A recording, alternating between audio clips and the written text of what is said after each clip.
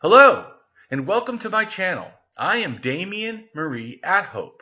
In the simplest terms, I am an atheist-humanist philosopher and prehistorical writer-researcher at DamienMarieAtHope.com. I am specifically an axiological atheist. An axiological atheism can be thought to involve ethical and value theory reasoned and moral argument driven apatheism, agnosticism, atheism, antitheism, antireligionism, secularism, and humanism. Axiological atheists can be understood as a value theory or a value science atheist. As an axiological atheism's ethically reasoned and constructive pro-humanity. I am an axiological thinker, value theorist. The science of goodness, worthiness, usefulness, valuableness, virtue, reliableness, accuracy, validity, morality, integrity, beneficialness, etc., etc. We axiologists have a value consciousness. And in general, we see the architecture of humanistic humanitarianism value in people that we see as dignity beings. Places and things are not. Axiology is a value theory. In its broadest sense, it involves areas of philosophy that are deemed to encompass some evaluative or evaluation aspect. Therefore, it crosses almost all domains in some way or another. Now for a more detailed terms as to what I am.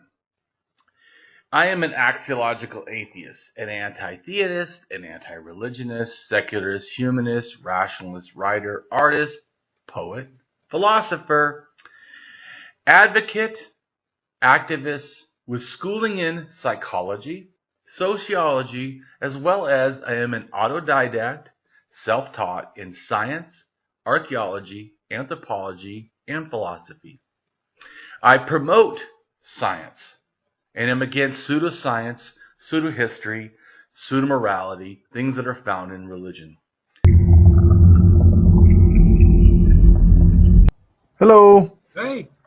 How's it going?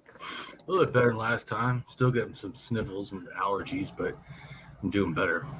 But my head hurts. Oh, is that right? Yeah, I've been getting headaches because I realized that I decided that I needed to get my links from my art because I was like, see, the problem is that, as you know, I'm not an academic. So I didn't exactly do this probably the totally accurate, correct way of how I should have done it. Because now I'm thinking about getting my book soon, and I'm like, I need to get this stuff. Well, one of the problems is I had put a bunch of links, like hyperlinked through LinkedIn. Oh, shit. Right? Like half of my links. Oh, no. So, and then I had put those hyperlinks in my references on my blog, and I had no other references. I have no fucking clue exactly what this shit is, other than I remember and I have to go research again. Right. So I've been researching for last week or two, trying to get back to that. Because at first I thought, well, I didn't put it under all art. I put it under like art on the blog itself, and then after I used it from then on, I didn't put any more link references because the art had the actual, LinkedIn hyperlink little, because in other words, the normal blog link could be like humongous. Right. Pick up a whole damn bottom of one, art, just one link. But if I put it on LinkedIn, it would cut it down to like 7 things. So I could put tons of links actually on the art. And I thought, that's what I'll do. I'll put it on the art. Then I do the book. People want to search it. They can just grab the link and go look at right there. Right. Until LinkedIn banned me. And all so those now that links doesn't went to dog shit. And so now I've been like, freaking head hurts. I've got a lot. I have like 300 pieces of art. Right. No big deal, right? Yeah, it's only like years of work. 15 years of work. But, what the fuck? Yeah, no big deal. maybe not 15 years I've been doing the art, probably more like 8 or something. But anyways, it's still a long time. Yeah. 15 years I've been researching the evolution of religion. But probably 8 years or so. Because at first I thought I could just tell people facts and they would be enlightened. Yeah, fuck, it doesn't work. Then I thought if I give sources and the info that doesn't work either. No. People, like me too, are visual. Yep. We do a shit lot better when you show us this is what, oh, I get it now. Because when you just tell people a bunch of words, it just, because if they don't have a reference of what it looks like and then they don't know. It just sounds like this town, this town, this town. It doesn't even. It's the same reason memes are so popular. Right, exactly. So I realized that like halfway through. So the problem is how I did this book is totally backward ass. Like, someone who's not an academic trying to just fucking tell the truth, not, make a research paper. Right. I was just trying to prove to people that religion's bullshit. It's all culture. And archaeologists are kind of wrong that they think that everything is separate. It isn't. Most of the shit is connected, even in ways they would never suspect. Right. They're still connected. Does that? Because they used to think, well, the bow had been invented multiple times. Well, that's horseshit. They invented it in Southern Africa. Everywhere it went, basically that technology went with it. Right. Yeah. It seems intuitively correct to say that like a thing would be invented once and then it would spread more so than it would be invented in a whole bunch of places almost identically. Right. Identical. Right. That's like another thing. There's a thing called, this is the problem too. It's complicated. Right. That's the other problem. It's not, in fact, this video right here and even the blog is like a clusterfuck all over the place, sort of. It's about China and, Turkey and the Middle East and also about, Europe. And the reason is because that is the real thing. It was fucking crazy. Right. So that's one of the problems in general of trying to get the truth out is, like I said, why it needs the art, because it's too complicated. For sure. So yeah, makes sense. And in fact, even the script I gave you, there's 2 pieces of art. Because I don't want you to just believe me like blindly. I'm a rationalist. I absolutely do not like shit like that. I'd rather you know and understand. Right. Yeah. Yeah. I was trying to figure out a way to share the art that's in this script. But do you know how? I don't know how. Oh. Well, I can. When I do the video, I can actually put them in there. Okay, yeah. I'll probably put them at the beginning or something. Or maybe I should probably do it when you first start talking or something. We can because it is important. Yeah. Because if you don't understand that what I'm saying is true, and why it's true, and why I know it's true, it makes it kind of hard to grasp. Right. Why we're bringing up China or Siberia or whatever when it relates to the Middle East. Yeah, no, people won't. It's hard to grasp if you don't have the reference, right? It really is. It'll be in the blog too that will be linked to this. Cool. But yeah, I think that the video should have it too. You're right. That's why I impressed upon you, because I wanted you to see it. Look at what it is. This is the facts that archaeology knows. We know what's so funny? The guy that wrote the first thing that I have, the art, he actually says all these things, and I don't know if they're connected. Like, what the fuck is it? Dude, you had literally lay out the whole thing going, yeah, I don't know. I suppose if that's right. But I think that's the problem, I think, is that once you look at the DNA that matches that movement, within DNA, how it matches almost exactly what the pottery's doing. Pottery's here, DNA moves, pottery shows up, DNA moves, pottery shows up, DNA moves, pottery shows up. You think maybe there's a connection? Yeah, it seems reasonable to assume that. Right, but I understand too that archaeologists don't always go in like I do into other ways of figuring it out. Like right. I showed you this morning the thing, or I think it was this morning, maybe it was last night, but the thing about the dogs. Oh yeah. You're like, who cares about dogs? Well, it shows that dogs from Iran, 7,200.3, entered the entire area of Iraq and right. And Israel. but obviously the dogs are not going by themselves. These are domesticated dogs with people. Yeah. And then if you notice at the same time, 7,200.3, so the exact same time as the ones on the eastern side, the western side, dogs from Europe, which would relate to, like I told you, the linear beaver culture, I think, that affected the Balkans, and then the Balkans the Balkans would be where the European dogs entered into Turkey, and then go from there all the way down to Israel. Oh yeah, and then 7,200 years ago, the same exact time, Israel gets granaries and hierarchy, and they start planting, Right. There's multiple lines of evidence to say that this moved down that way. Yeah, and that the people that are, in other words, because the problem is, though, it was multiple waves. It happened like 15,000. It happened probably maybe at 12 or 13, or maybe it's still part of the 15. I don't know, like continuing going, and then like at 9 or 10 something, and then also at like 7 or 7.5, or at 7.2 and 7, maybe at 6.5 also. I mean, and then like at 5,000, then like at 4,000, then like at 3,000. I mean, it just kept coming these same directions, right? Just never stopping, in a sense. Just so like a well-used like trade route almost, or like path. Right. So I just thought these ideas were separate. It's just laughable. And that's also why, if you do comparative religion studies, a lot of the world has similar belief systems. Right. And they think, wow, it's amazing that these came up on the same things almost, but totally separate. Like they weren't separate. So yeah. Isn't that, I mean, it's kind of maybe a little off topic, but I think there's like people who believe in like the ancient aliens. And that's horseshit. Yeah, of course. But that's where they say, like, of course, this is all connected, because these things can't just spring up by themselves around the same time. Right. Well, they didn't spring up. They were moved by people. Yeah, that's right. Human beings did it, not ancient genetics. Yeah. Just like they go, well, the last time people went to Americas is like 12,000 years ago. I'm like, that's bullshit. I have links that can prove that. Yeah.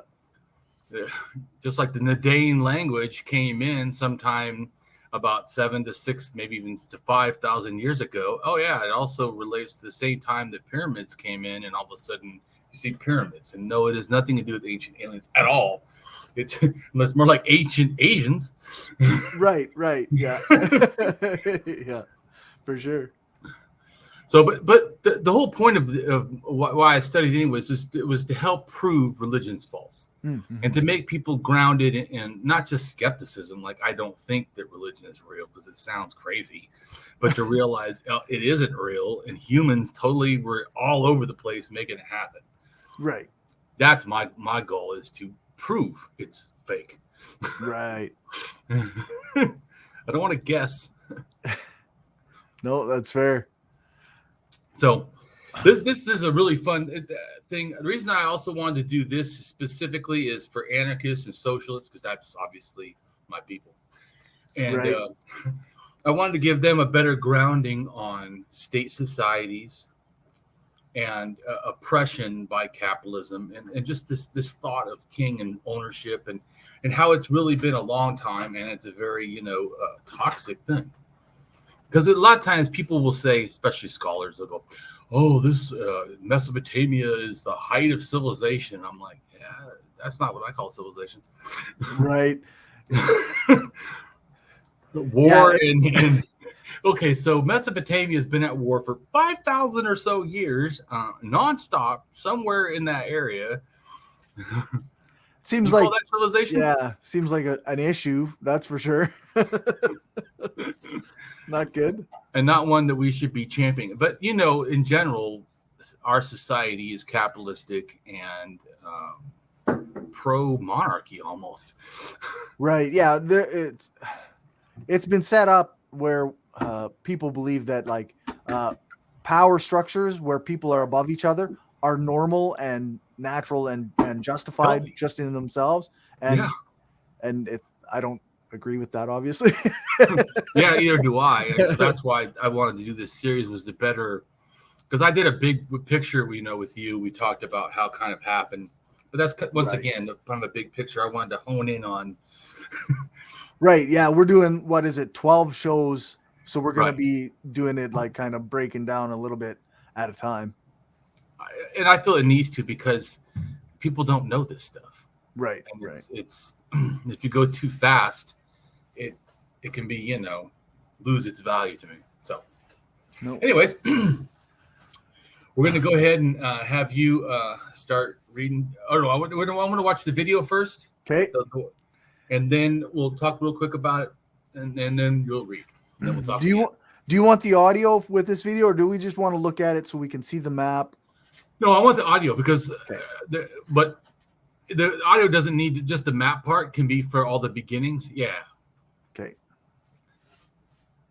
By around 7,000 to 6,000 BC, people began to move south along the Tigris and Euphrates rivers to what were by then the fertile floodplains of Mesopotamia, specifically in the land that today makes up most of Iraq and parts of northern Syria. Mesopotamia, which means land between rivers, is the Greek name for the area, and it's here that early farms began to really take root on a much larger scale. Right, that's the part, all the videos I want, because I want people to grasp what we're talking about. Right, yeah, this is the area that we're talking about. This is the meme or little quick video of the area we're talking about. Yeah. And then, every one of the things I want to do the show, that part, that other video we're using this from, the history with Psy, he breaks it up. We're going to break it up too. We left a couple out because I really care more about getting to the culture, not so much the religion, even though religion is a big deal to me. This is more, like I said, geared to me towards anarchists and socialists, understanding state society, because status, I care less. If you learn something great, you should learn that state sucks. Yeah, that's right. But what I'm trying to transfer information really to is people that think like us, help them grasp better to me the long picture. Yeah, not the positive capitalist, positive imperialist right. agenda. Hierarchy is fucking wonderful, and natural and healthy. It's not. Yeah, we don't want that. Well, because if you watch most things, even this video aside, he kind of does that very lightly, but does it too. And that's what I'm saying. We need a video for us that says, what the fuck? Right. Yeah. It takes this is the way it was, and this is okay, and this is natural type of perspective. Yeah, no. Yeah. This is what we're finally led to good society. Sorry, no. Agree to disagree here. Yeah. So, around 7,000 to 6,000 BC, people began to move south along the Tigris and Euphrates rivers to what were by then the fertile floodplains of Mesopotamia, specifically in the land that today makes up most of Iraq and parts of northern Syria. Mesopotamia, which means land between rivers, is the Greek name for the area, and it's here that early farms began to really take root on a much larger scale. The land of Mesopotamia is quite flat and really consists of thousands of years of silt spread across the plain by the constant flooding of the Tigris and Euphrates rivers.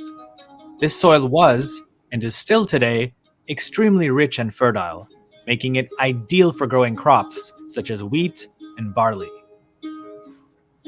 Small-scale farming had already been achieved several thousand years prior in parts of the Near East that we call the Fertile Crescent, which is a region of productive land that stretches north up the coast of the eastern Mediterranean, east through the mountains of Turkey and northern Iraq, before venturing south along the floodplains of the Tigris and Euphrates rivers towards the Persian Gulf.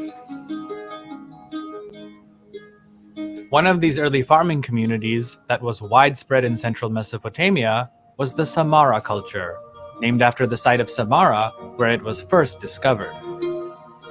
Estimates vary, but most archaeologists date this culture to between 6,500 to 5,500 BC.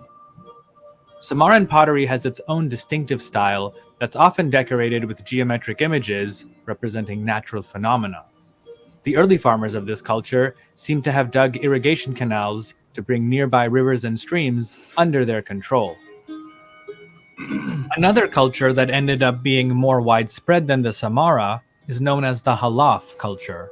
It was most active between the years 6500 to 5500 BC, though some date it to the later, more narrower span of time between 5700 to 5000 BC. Similar to the Samarra, they also created very distinctive and beautiful ceramic objects and pottery that was widely traded throughout the Fertile Crescent. In return, the Halaf people generally received goods such as obsidian, bitumen, and seashells. They also created some of the earliest examples of stamp seals. And stamp seals are important because Too they're long passed after to grain. 6000 BC, in Sorry? And stamp seals are important because, like I was telling you before, that it relates to the storage of grain. Okay. And I sent you an article that said that there was storage of grain 7,200 years ago. Yeah, which you discussed in the Arcane Capitalism episode as well. Exactly. And so I'm just saying that, but you need to grasp why this is important. Stamp seals out, who cares? No, no, it's important. They do these designs saying this is ours, only ours. Right. And to me, it's that mentality that starts all this. But go ahead. I think that we're in southern Mesopotamia, getting close to the end of this changes section. began to take place that would ultimately set the stage for civilization as we know it. Yeah. It more or less started with the people who belonged to what archaeologists call the Ubaid culture. We'll refer to the people of this culture as Ubaidians. They are of special interest to scholars because their civilization occupied the region immediately before the rise of the Sumerians and the creation of their first cities. The culture is named after Tel al-Ubaid, a site not too far from what would become the great Sumerian city of Ur, which also began as an Ubaidian settlement. Most scholars date the Ubaid culture to between 5500 to 4000 BC. The exact origins of the Ubaidians are unknown, but it's believed that they were likely migrants from other parts of the Fertile Crescent looking for new pastures for their flocks and virgin soil that could be cultivated for their crops. Most Ubaidian sites were small villages, though by the late 5th, early 4th millennium BC, some of these settlements are believed to have grown into towns of nearly 5,000 residents, where they grew wheat, barley, and lentils, in addition to raising livestock, including cattle, goats, and sheep. The typical Ubaidian village generally consisted of several one-story single-family houses with a few large structures and facilities designed as storage bins for grain and other foodstuffs. Most Ubaid sites had a central earthen mound with a small building at its summit, which is believed to have been an early temple and the precursor to the ziggurat that would later on dominate the skylines of many Mesopotamian cities. Like the Halaf, the Ubaid also traded their unique, hand-painted pottery, as well as other crafts such as figurines.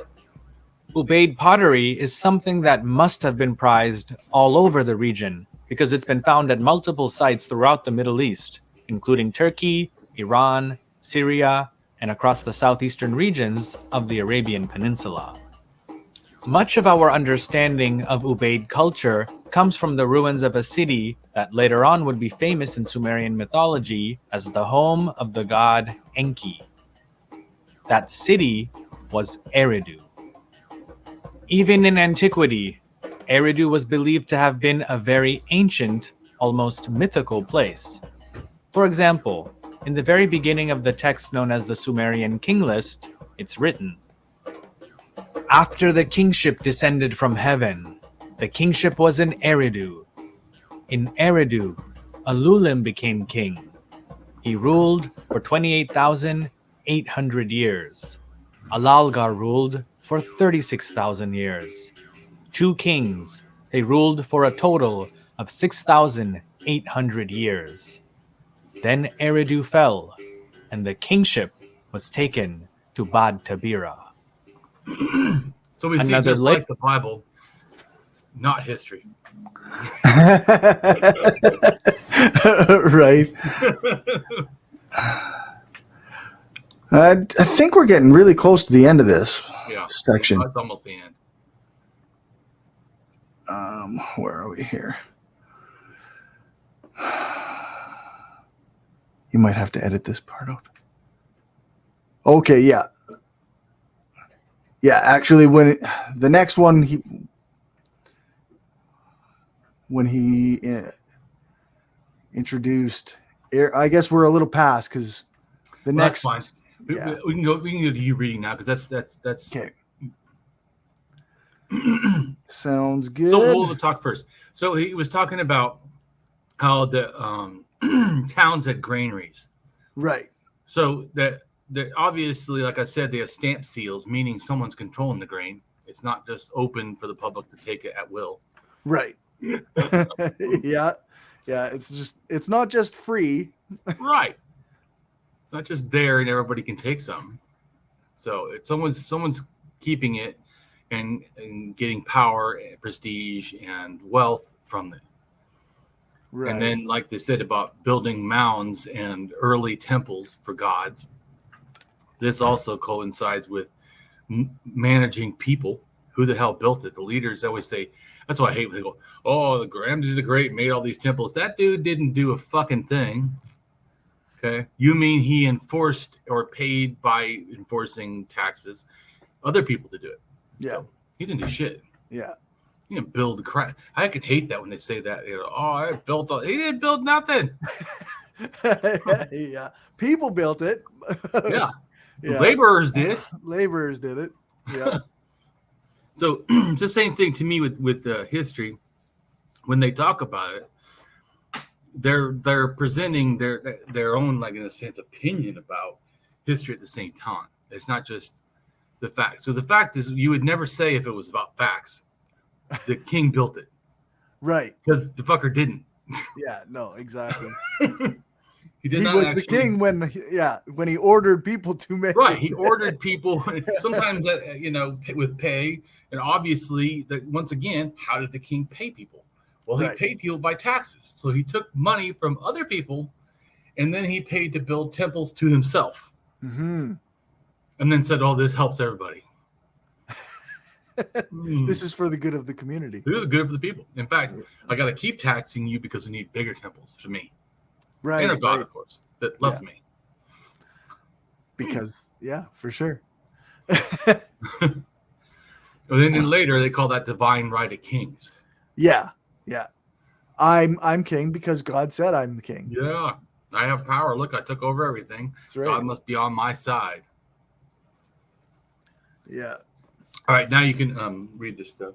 So we've got the, as covered in this a bit, Samarra culture, which was the late Neolithic from northern Mesopotamia, roughly dated between 6200 and 4800 BCE, which is 8,222 to 6,822 years ago. It partially overlaps with the Hassuna and early Ubaid period. And then we got the Halaf culture, which is a pottery late Neolithic, dated between about 6100 to 5100 BCE, or 8,122 years ago to 7,122 years ago. And that was of the southeastern Turkey, Syria, and northern Iraq, although Halaf-influenced material is found throughout greater Mesopotamia. And the Ubaid period of Mesopotamia. The Ubaid period is a pottery late Neolithic, 6500 to 3800 BCE, or 8522 to 5822 years ago, and is a prehistoric period of Mesopotamia. In South Mesopotamia, the period is the earliest known period on the alluvial plain. And that's like he was talking about. Alluvial plain is down there where you can grow crops, right? Where the floodplain, in other words. Okay, yeah, that's the section there that they showed on the map. Yeah, at the bottom, where in other words, where all the rivers like end up almost in the sea. Okay. In the south, it had a very long duration between 6,500 to 3800 BCE, when it is replaced by the Uruk period. In the northern Mesopotamia, the period runs between about 5300 to 4300 BCE, or 7,322 years ago to 6,322 years ago, preceded by the Halaf and the Halaf-Ubaid transitional period, and succeeded by the late, and I always have trouble with this one, Chalcolithic period. Or something like that. And it means copper age. Copper age. Yeah. Yeah. I just say copper age. I don't know why call it. Yeah. Yeah, fair. Why make it hard, eh? The pre-pottery Neolithic represents the early Neolithic in the Levantine and Upper Mesopotamian region of the Fertile Crescent. In other words, what that means is not area Sumerians. This is important to understand. That's why he said they finally went down there. Before that, people weren't down there. They were all up in northern Turkey. Not northern Turkey, but northern Iraq and southern Turkey. So that's like Göbekli Tepe is southeast Turkey. Okay. It's up there. It's everything starts up there and then filters down. They probably got in boats or walked down the river. Right. Makes sense. So that was from 12,000 to 8,500 years ago, 10,000 to 6,500 BCE. And pre-pottery Neolithic B ends in 6,500 BCE, or so around there, becoming the pottery Neolithic, also known as the late Neolithic. First experiments with pottery around 7,000 BCE, or 9,000 years ago. That's the first part of the Neolithic period. Right, and that's where that's very close to the Iran border. Okay. And like I said, Iran has stuff a little bit earlier than that. Okay. And has some figurine heads that then later almost match the ones that are very close to the ones that Sumerians or the Ubaidians before the Sumerians make these snake head looking. Everyone thinks they're ancient aliens. Hell no. I think first off, they're probably masks because you have to understand it. To me, this is early paganism, but early paganism comes from shamanism that had totemism and was heavy in animism. Okay. Animism is basically seeing nature as like spirits and magical or whatever. This also it lends itself to the belief later of afterlives and stuff, because spirits, something that can exist outside the body. Yep. So, the fantasy land, but I'm just trying to tell people understand when I use these terms. So then shamanism, of course, has to already have that, because it believes that people can interact with dead ancestors or spirits and go on soul travels. In other words, their spirit can, they believe, can in a sense like leave their body and go do things and come back. They also believe in positive or semi-positive, say demonic possession or spirit possession, where you could be possessed by a spirit of someone else. And you see this kind of a mild idea maybe in like seances where they act like they could be possessed and then talk, and then they're not possessed anymore. Right. That's very close to shamanism. To me, there's not that constant possession like Christians believe. It's more like this temporary, because I've tried consensual possession. Yeah, consensual. There you go. That's exactly what it is. Exactly. That's a good way of saying it. Consensual possession. So that's art. So it didn't leave like that. That starts in shamanism. I think maybe sometime around 30,000 to something, and then once paganism starts, it doesn't start out of scratch, out of nothing. It starts with this pre-existing stuff. Right.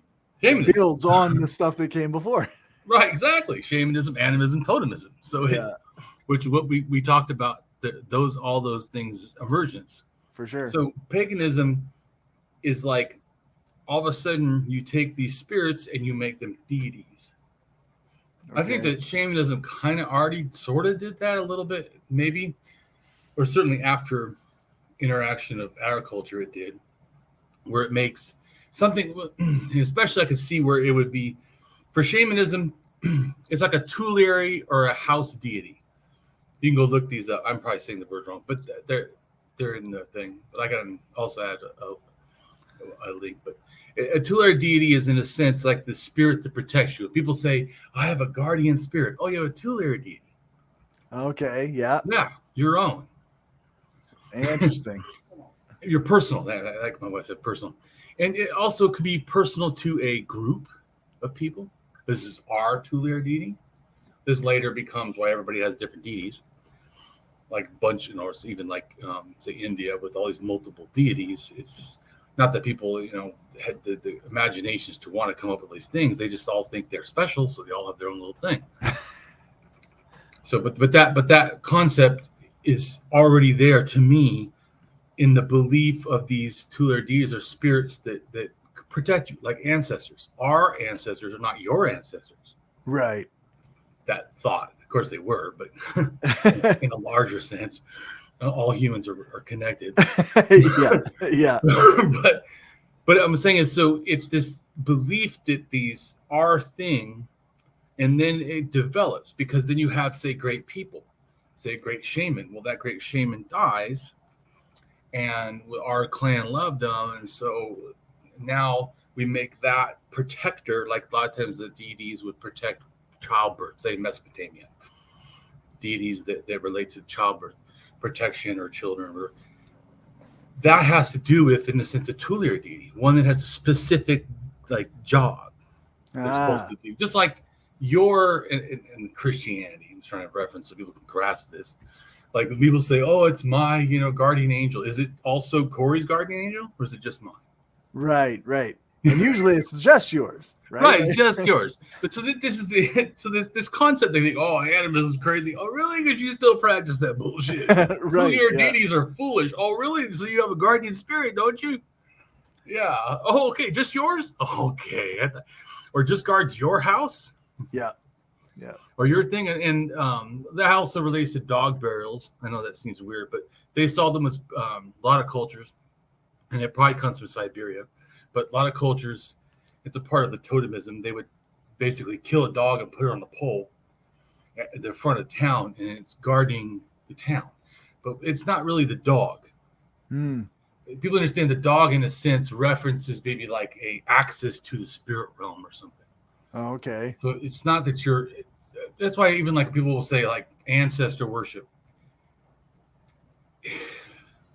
Some people want to call it ancestor veneration. The problem is, it's not like how Christians, in a sense, or maybe nowadays people want to like see worship. It's not that they pray to their specific thing like it's a god, even though they may have been seen as a deity, but not like we're kind of conceiving of like you have to pray to Jesus because Jesus. Right. It's like paid respects to rather than worshipped kind of thing. Yeah, but the reason you pay respect is because they have power in the afterlife to affect this life, and so you're like hoping for favors, sort of. Interesting. Yeah. So, but it's a little bit, but it's not direct worship. It's like I said, the dog. It's not that they're worshiping the dog or believe that the dog spirit is hanging around now because they did this. Put him on a pole in front of the town or whatever. It's that now, because the dog died and was a sacrifice, it is able to, on our behalf, because the dog was the reason you have to grasp the fucked up logic. It's not like it makes total sense, but if you think during life with that dog or a dog, they protect you, right? You hold it, you're good. Someone tries to attack you, that dog will go after him. Yeah. So it's that similar kind of thinking that dog is now dead, but now he's or she could be over in the afterlife defending us or protect, or for spirits that want to try to come in to our town, that dog can now fight the spirits. So like I said, but it still relates to paganism, because that's how I'm just saying shamanism had this similar idea. So it wasn't a great step once you have granaries that need to be protected. Right. To put stamp seals from a deity or relating to some magical ritual that relates to some spirit or deity that's protecting it. This already, I'm just trying to say is these ideas did not come out of freaking nowhere. Right. Yeah, they evolved. They evolved. The evolution. That's why my Yeah. book's about the evolution of religion, because I realized, holy shit, religion evolved. For sure. Let's see if we see rare haplogroup N has been found among fossils belonging to the Cardium pottery 6400 to 5500 BCE and the pre-pottery Neolithic B. Haplogroup N1A is seen in the Arabian Peninsula and the northeast Africa. Also found in Central Asia and southern Siberia. This branch is well attested in ancient people from various cultures of Neolithic Europe, from Hungary to Spain, and among the earliest farmers with pottery of Anatolia, Turkey. Like those related to them, linear pottery culture 5500 to 4500 BCE of Germany and related areas. It is the linear pottery culture with haplogroup N1A, which Damien thinks is the origins of arcane capitalism. Haplogroup N1B found in Middle East, Egypt, Caucasus, and Europe. Okay. Right, and also in the further north, among the Finnish people and the Baltic, and also some of the tribes up there in the northern Siberia are N1C and N1B, but mainly N1C. But N, 20,000 years ago, was in southern China and migrated up with pottery to Siberia and also into Japan, and then northern China also, and then goes from there over, drops into the Kazakhstan, I think goes into the Asian Intermountain Corridor, shoots into Iran, and that's why Iran gets pottery, and then all of a sudden, Iraq gets pottery. And the same thing, they drop into the Cossack Mountains, which is above Turkey, and then they migrate into Turkey, and there's a connection between the real taking off, which he's going to do in the next video, taking off of the Yurk period, which becomes the Sumerians, and the Cossack Mountains. These people are interacting. Okay. So, but like I said, when you already understand the who is doing this, is giving these new ideas. Okay. And then they went to the Cossack Mountains, but from the top, and then they also keep going into the Balkans, and then go into Central to Europe, and then the people also from Turkey go into Central Europe. And to me, it's those two things coming together that really solidifies. It's like I showed you an article that said when the farmers left Turkey, they were somewhat male and female average and not really that hierarchical. But somehow when they get to Central Europe, around Germany, right, that changes. And they become patrilineal, or in other words, passing down to the male line. They become sexist, whatever. Right. Male dominant. They developed like patriarchy and patriarchy, all that nasty shit, and capitalism, like I said. Arcane capitalism. Right. Haplogroup N1A evidence supports the notion that the descendants of Neolithic linear pottery culture 5500 to 4500 BCE, who lack of haplogroup U5 seen in Mesolithic Europe before them, supports the notion that U5 at this time is uniquely associated with non-farmers of Mesolithic European cultures, which people generally call hunter-gatherers. But the problem with that term in general is they act as if civilization wasn't there. That's totally wrong. and all supposed hunter-gatherers are not the same. So some are hunter-gatherer fishers and farmers, right? Or pastoralists. So, yeah. And also, like I told you, pottery, because of N1B and N1C, are already hitting the north and coming down from like Finland area and the Baltic. They're coming south towards Germany, and then they have the people from Turkey going north towards Germany. and it's basically right at the apex almost of that is like Austria, Hungary, southern Germany, all these, Czechoslovakia, all these areas that I think relate to when these things came together with these different ideas. That's when people started owning things and taking slaves and Right. Prussian capitalism. Wow. Yeah. Was associated with the cultures who lack N1A seen in the early farmers of Turkey.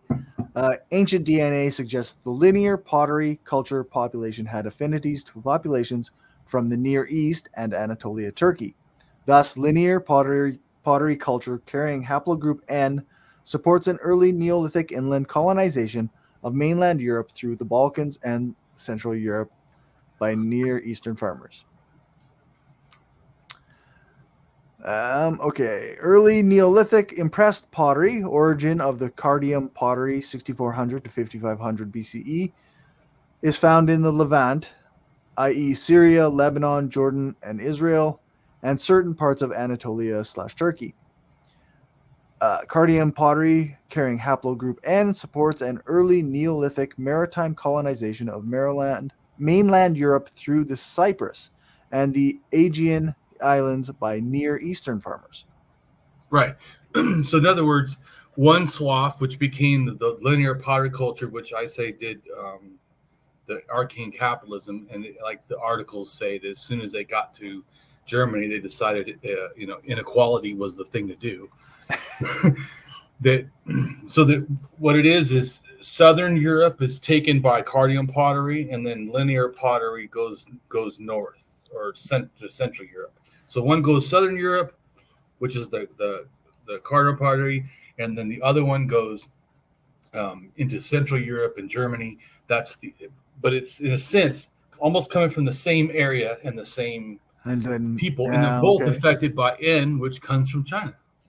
Interesting. What a shocker! All the pottery moved around, and N was everywhere.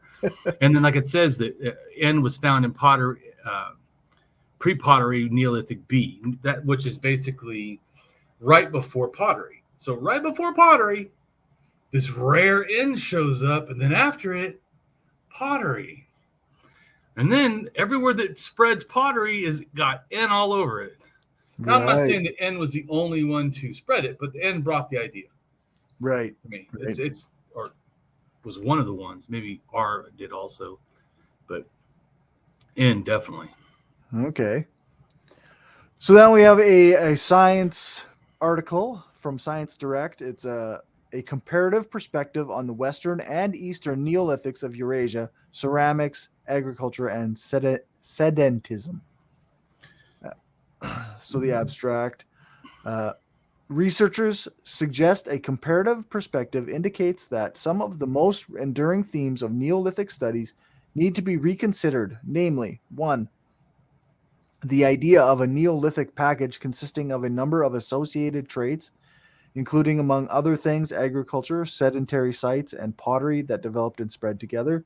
And 2, the notion of the Neolithic as a revolutionary event marking a sharp break from the preceding Paleolithic period. And 3, the enduring impact of the Neolithic on later periods. Right, and that's basically what I've been saying, is that people need to rethink of how they think about this. Yeah.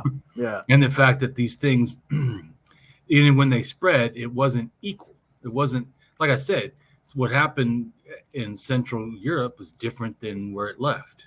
Mm-hmm. It changed. I mean, it's not like just because, but then those ideas then filter back, because by 5500, those people from Germany were already back in Siberia near Mongolia. So those people were moving around a lot. Right.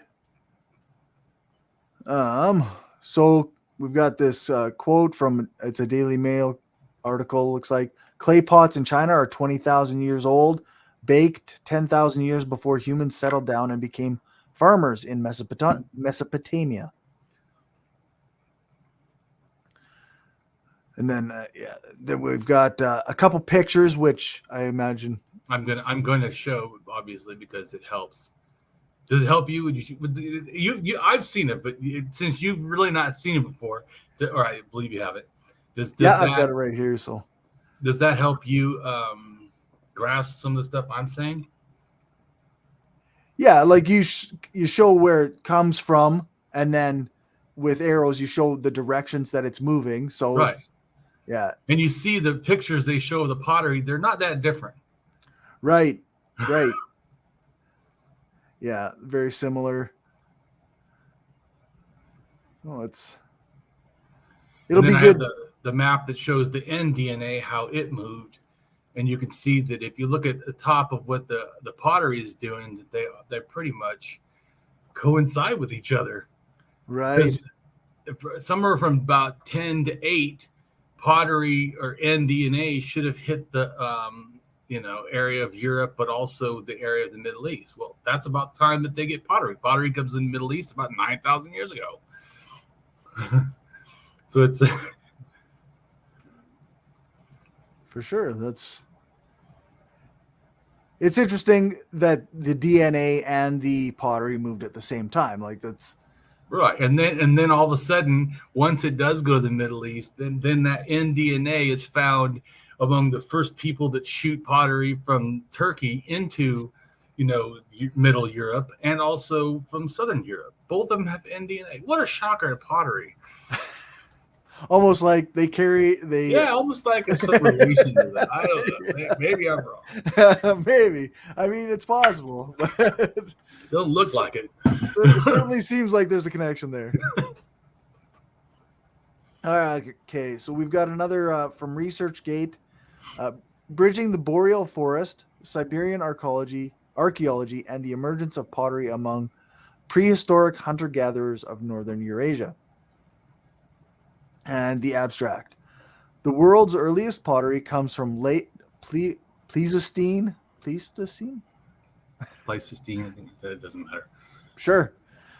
I have no idea. Hunter-gatherer sites in East Asia.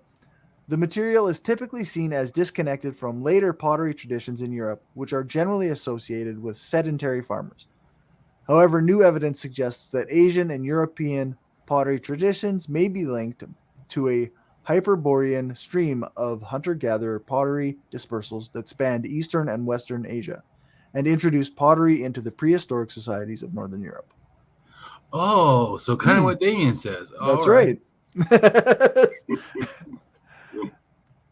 It's generally considered that haplogroup Y-DNA-N arose in East Asia approximately 19,400 years ago, plus or minus 4,800, and populated northern Eurasia after the last glacial maximum. Males carrying the marker apparently moved northwards from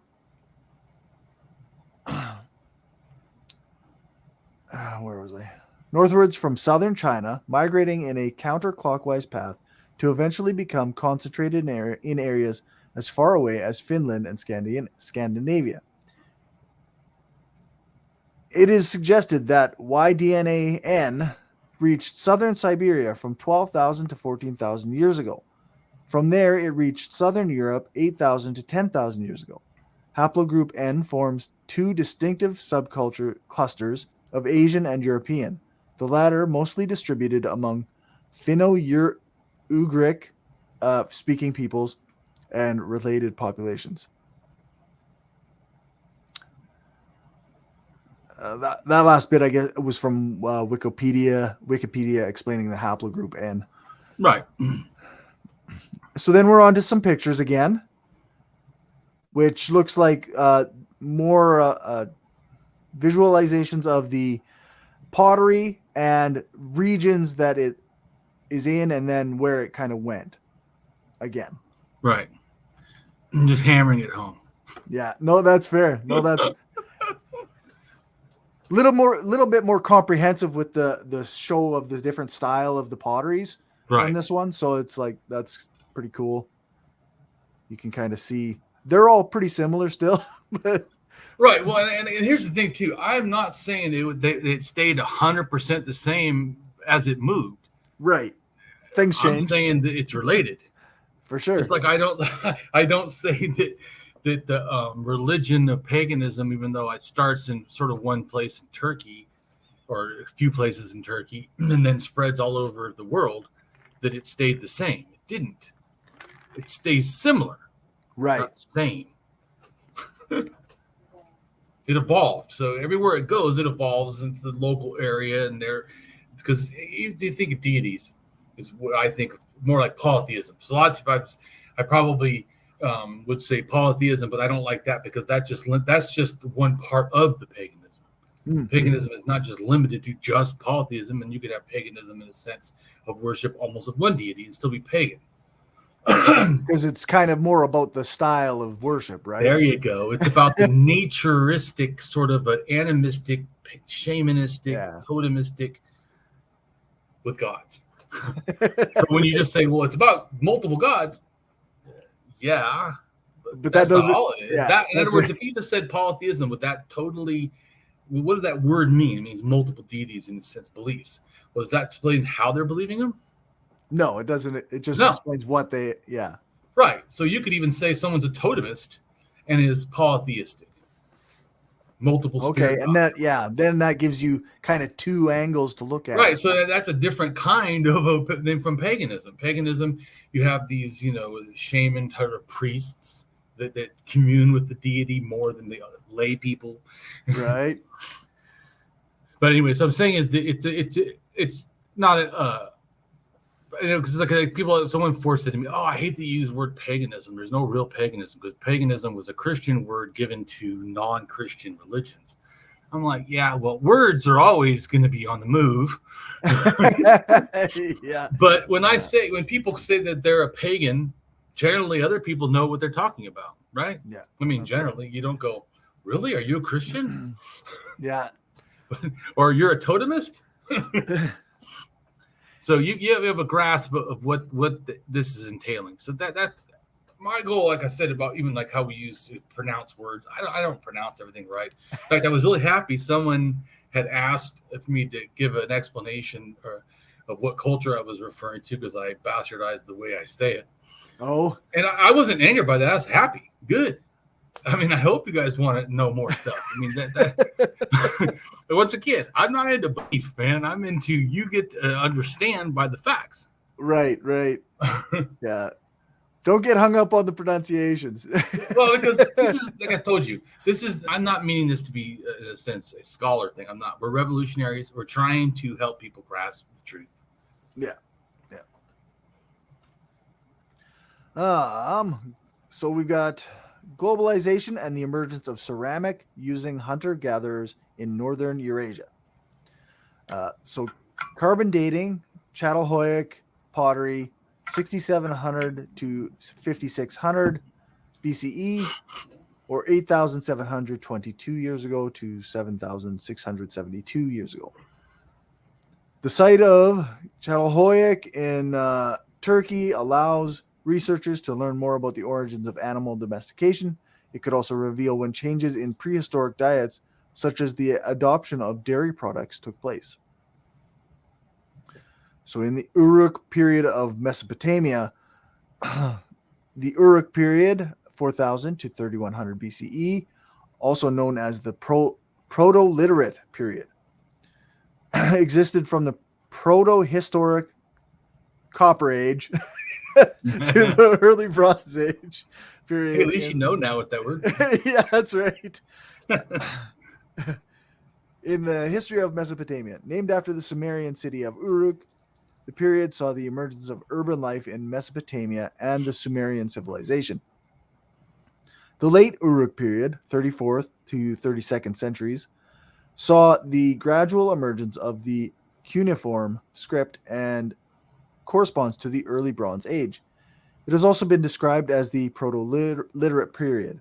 During this period, pottery painting declined as copper started to become popular along with cylinder seals.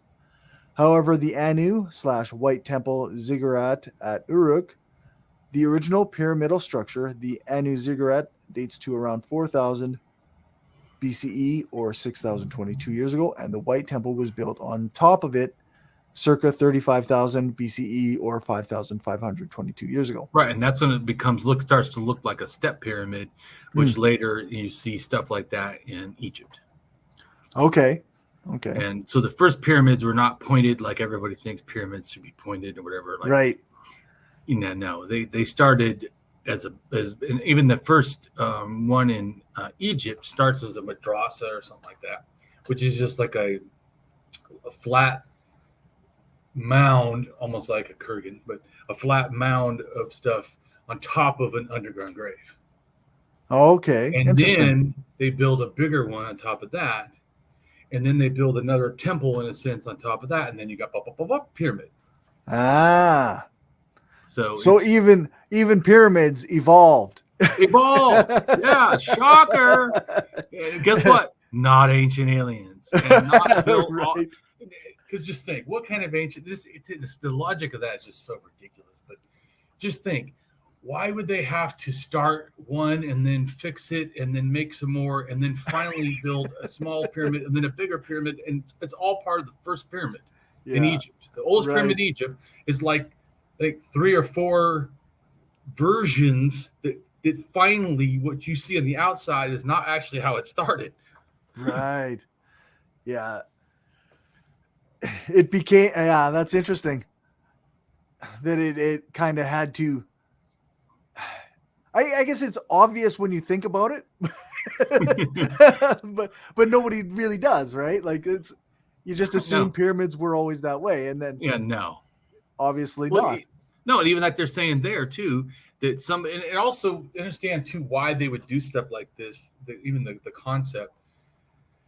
Let's say that you start building for your one ancestor, but then another generation comes, or people, the idea of generations, and so you have right, because multiple levels in a sense, you put more on it. It's in a sense is levels of tiers that go to the afterlife is one thing, and it also relates to, like I said, the parts like a family, like right, all elder, and then gets to but also, I think it relates to, in a sense, sacred mounds and sacred mountains. That's why I say that, to me, there's the Golden Mountains, which is in Siberia, near, or not too far from Lake Balka, where a lot of this culture stuff comes from, and spread this belief, in a sense, of sacred mountains and mounds all over the place. Because Egypt having a sacred mountain belief when there's no mountains would be odd. Yeah, like I told you before, it would make you think that it possibly could be from a religion that was from a different area. Yep. But they believe in the mound of creation as far as their creation thing, like a pyramid type of structure or a mountain, in a sense, which is interesting because the highest point in the Golden Mountains is a pyramid looking thing. Okay. I mean, the tip of it looks almost like a pyramid, like we think of it, at least pointed, And so I think that it has a related thing. And also, I think that's why they build the kurgans and stuff. You're building them in mountains, in this, like little mountains over the people. Right. That's interesting. And also, if you ever just go to the top of a mountain and look down, it gives you this feeling of power, or also like just majesty or beautifulness, whatever, because you can see below. Right. You and can see so wide. And, it makes I can totally see, logically, like if you're a mystical thinking person, why it would feel mystical. For sure. Yeah, for sure. I mean, it doesn't even have to take much imagination. Like, you don't even have to be mystical. You go up there, you're like, wow. Yeah, what's the word they use? Like transcendent. Yeah. Like transcendent, yeah. It feels unbelievable. Right. So atheists can feel that transcendent feeling. Yeah, we still can. Doesn't go away just because we don't believe in religion or spirituality. Oh yeah, it's we can't feel awe. Yeah, what? Right. Yeah. No. We just know that awe is just in a sense, reaction, a phenomenological reaction, in a sense, to the world. That's right. All. Yep. It doesn't make it's not outside of us. It's not nothing magical. It's just that we're emotional beings, and so we process the world. I don't know. Here's a crazy thing? Emotionally. Go figure. Yeah, go like I said figure. before, people need to get, we are not, in a sense, logical beings that only sometimes visit the amusement park of emotions. No. No. We are emotional beings that sometimes use the thinking strategy called reason. Yeah, that's right. Sometimes. Sometimes. Apparently, it's quite rare. Very rare. Where was I? The seventh millennium BCE spanned the years 7000 to 6000 BCE, or 9022 years ago to 8022 years ago. Neolithic culture and technology were established in the Near East by 7000 BCE, or 9022 years ago, and there is an increasing evidence through the millennium of its spread or introduction to Europe and the Far East. In most of the world, however, including North and Western Europe, people still lived in scattered Paleolithic hunter-gatherer communities. So then we go into Europe. Neolithic culture and technology reached modern Turkey and Greece, 7000 BCE, or 9022 years ago, and Crete at about the same time. The innovations, including the introduction of farming, spread through the Middle East, from the Middle East through Turkey and Egypt. Farming gradually spread westward and northward over the next 4 millennia, finally reaching Great Britain and Scandinavia around 3000 BCE, or 5022 years ago, to complete the transition of Europe from the Mesolithic to the Neolithic. Çatalhöyük in Turkey was a very large Neolithic and Copper-aged proto-city settlement in southern Anatolia / Turkey, which existed. Reason why I say Turkey, but archaeologists will always say Anatolia because they talk about the continent or whatever. Oh yeah, the landmass's name. I'm thinking, where else do they do that? They say Iraq, right? They don't say the region of Mesopotamia, because they will say, oh, it's from Iran. Because they could also say the region of Mesopotamia. Well, and it's, if somebody just says Anatolia, like, no, that doesn't mean anything. Right. If you say Turkey, that means something to me. That's why I always say, they always get the archaeologists get mad. I also think it's funny too, because they'll say, oh, well, the Turks are the Turkish language, whatever, is something new that came in. I'm like, that whole region has been our DNA since before the Neolithic. In fact, they were the ones that probably helped build Göbekli Tepe. And our DNA comes from Siberia. R1A and R1B also have a lot to do with the Indo-European and speaking of English. So when I say that NDNA came in and brought pottery, like I said, R did too. At a certain point, a lot of times R came in and didn't do pottery, but it also did do that too. But basically, who comes into the Middle East from Asia is definitely N and R. Okay. Period. But but multiple migrations of R, and not so many probably one migration of N. Okay. Maybe 2. I don't know. But R, maybe like 8 times, 6 times. Wow. I don't know. Shit, lot of times. A not insignificant number of times. Yeah, well, yeah, massively.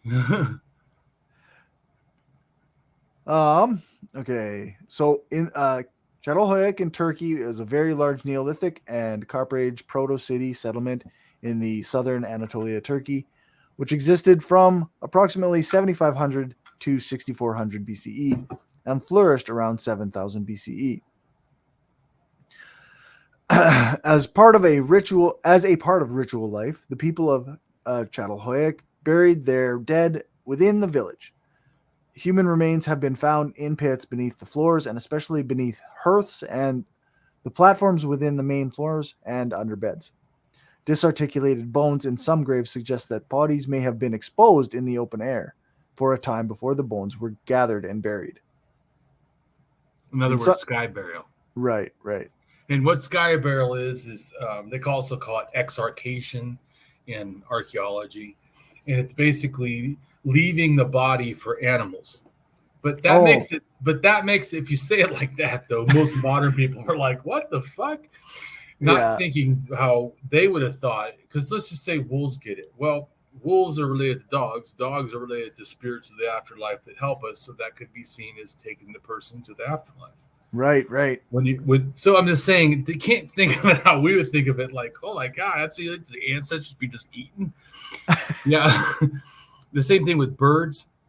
In fact, the torii gates, like in Japan, there's like a red gate, whatever thing that earlier forms of that were just two trees in a sense in Siberia, and like say put a rope or a stick or another stick across, and that allows birds to perch there. Bird perch, they call it sacred bird perches. I think maybe even in Japan, because I know that they believe that I think it's a chicken is on top of the torii gates in Japan, or and it relates to the sun goddess or something. But anyways, it's still about birds. But my point is, so the bird perch allows birds to feast on the body. You're like inviting them, come take in a sense, like in later mythology of paganism, just like if you understand, when paganism, all religion first started, it was more natural based. It becomes more and more mythological. Right. So it's not like paganism as it was, 1,000 years ago is exactly the same as paganism at 12,000. Actually, almost nothing alike. Right. Yeah, that makes sense. So, but it still has it's like saying, was it still polytheism? Yep. See what I'm saying? Did it still have shamans? Yep. Or priests? Yep. You know what I'm saying? So in other words, like the main structure, it's like saying, well, the Model T is not the same as a Ferrari now. Right. But it kind of is. Right. They're definitely related. They're related. So that's what I think people need to grasp too, that when I'm using these words, I'm not saying that the thing that people think now is exact, but just think Christians is you now, and you look back to Christians at some of the beginning when Christianity started, some of the art, they have Jesus with a magic wand touching people. Yeah. Imagine Christians would fucking lose their mind if someone did some shit like that now, drew a drawing like that. Yeah. They don't even like Jesus drawn not white. So yeah, exactly. So I mean, but that's because things evolve. That's the other thing I really want to impress upon people to understand is they evolve. And it also, the mythology, in a sense, I think, like if at first you and me have a belief in, say, spirits, but all of a sudden someone else comes in and they ask us a question because they're skeptical, right? Or a rationalist and going, okay, your spirits to who, from where, and what? Now you got to start building stories. Yeah, that's right. Now you got to answer those questions. You got to answer questions. So I think that interacting certainly with other cultures also makes the stories more evolved, where they wouldn't have been, because you and me believe we just go on. Like, you now know about some of the things that I've talked about prehistory. I don't have to every single time go into all this about what prehistory is, because you already are getting a grasp of how I see things and why. So, but some new person like hears us talk and they're like, what the fuck? China? yeah. Somebody who's watching this as their first video might have to go back and get another basis. They're like, this sounds like ancient aliens. Right. Or something, like that. Which is absolutely not what we're talking like that. Yeah, for sure. So in some cases, graves were disturbed and the individual's head was removed from the skeleton. These heads may have been used in rituals, as some were found in other areas of the community. In a woman's grave, spinning whorls were recovered, and in a man's grave, stone axes. Some skulls were plastered and painted with ochre to recreate faces, and a custom more characteristic of Neolithic sites in Syria and at Neolithic Jericho than at sites closer by. Right, and that goes back to the ancestor worship thing. Mm-hmm. It's not that particular head is somehow being worshipped. It's that head represents a pathway to the ancestors by way of your ancestor that we all cared about or whatever. Sort of I believe something closer to that. Not there's Dave's skull isn't magic. yeah, Dave, we need your help, Dave. I don't. No, that doesn't make any sense. It's more like Dave gives us access to Right. the other ancestors, and yeah. Right. Yeah. All individuals tested from Çatalhöyük in Turkey were assigned to different mtDNA lineages present in ancient neighboring Neolithic and Copper Age populations and common among modern-day Eurasian populations. 3 individuals were assigned to X haplogroup, N, and W lineages. Right, and I wanted the N added so people know that the N was pottery was also with Çatalhöyük. Mm-hmm, mm-hmm. And this is the other thing too. I told you I see the N people, as they call them, hunter-gatherers. They had pottery, but they also were somewhat class structured with elites and stuff. But like I told you, it was different. I know, and like I said, in the earlier stuff, there's evidence that they segregated the populations by gender. Mm-hmm. So both had hierarchies into themselves. Right. And then they worked sort of unilaterally equal, sort of. So like I said, which is you see in religion, like the nuns and the priests, in a sense, kind of an idea. It's that similar type of idea. So the same thing, like I told you, I think when people say that Çatalhöyük was totally egalitarian, not exactly, but kind of. Not 100%. Well, because like I told you, I think that they had hierarchies in the gender roles. Mm-hmm. Although I do think that they had mixed genders. They had more than just 2 genders, which hunter-gatherers already were doing anyways. I think at least there's at 22,000 or maybe even at 31,000. So at the beginning of shamanism, I think they already had possibly multiple genders. Right. And then but that just like now, I mean, when people are born, it's not that they're going to be that way. So I think the same thing, transgender or whatever, is going to be the same issue, or someone being gay. You don't know when they're born if they're going to be gay or not, or trans or not. I mean, until they can start expressing that aspect of their correct. And so I do think that's not unsimilar. I think with how it happened in, let's say, the world in the prehistory, that it's not that much different. Right. So I just want to make that point, because when I say they're segregated by gender, I also want to say that, well, in their opinion of gender wasn't so clean cut as we have it today. Right. Oh, we're getting back to a more original way. Yeah, there's trans people. Oh, okay. Yeah. There's intersex people. Okay. Yeah. There's not just male and female. So the way that the Christian mind wants to accept it. Yeah, I just was reading a article from Science-Based Medicine the other day, and it's basically gender and sex in humans. Sex in humans is bimodal, not binary. Right on. So, well, that's what I was saying. Is I wanted to make a point that even though I was making it said they classed them off, I don't think that it's just distinctly, in a sense, a Christian way of. Yeah, for sure. Yeah. Actually, the people of the past probably would have been okay with. I know even the Egyptians. One of the, I can't remember the name now, but one of the pharaohs, female. You can't be a pharaoh unless you're male. Okay. So she put on a beard and dressed like a male, and so she was one. Which, I mean, sounds like trans to me. I mean, yep, that's right. Yep. So and also in Samarra, I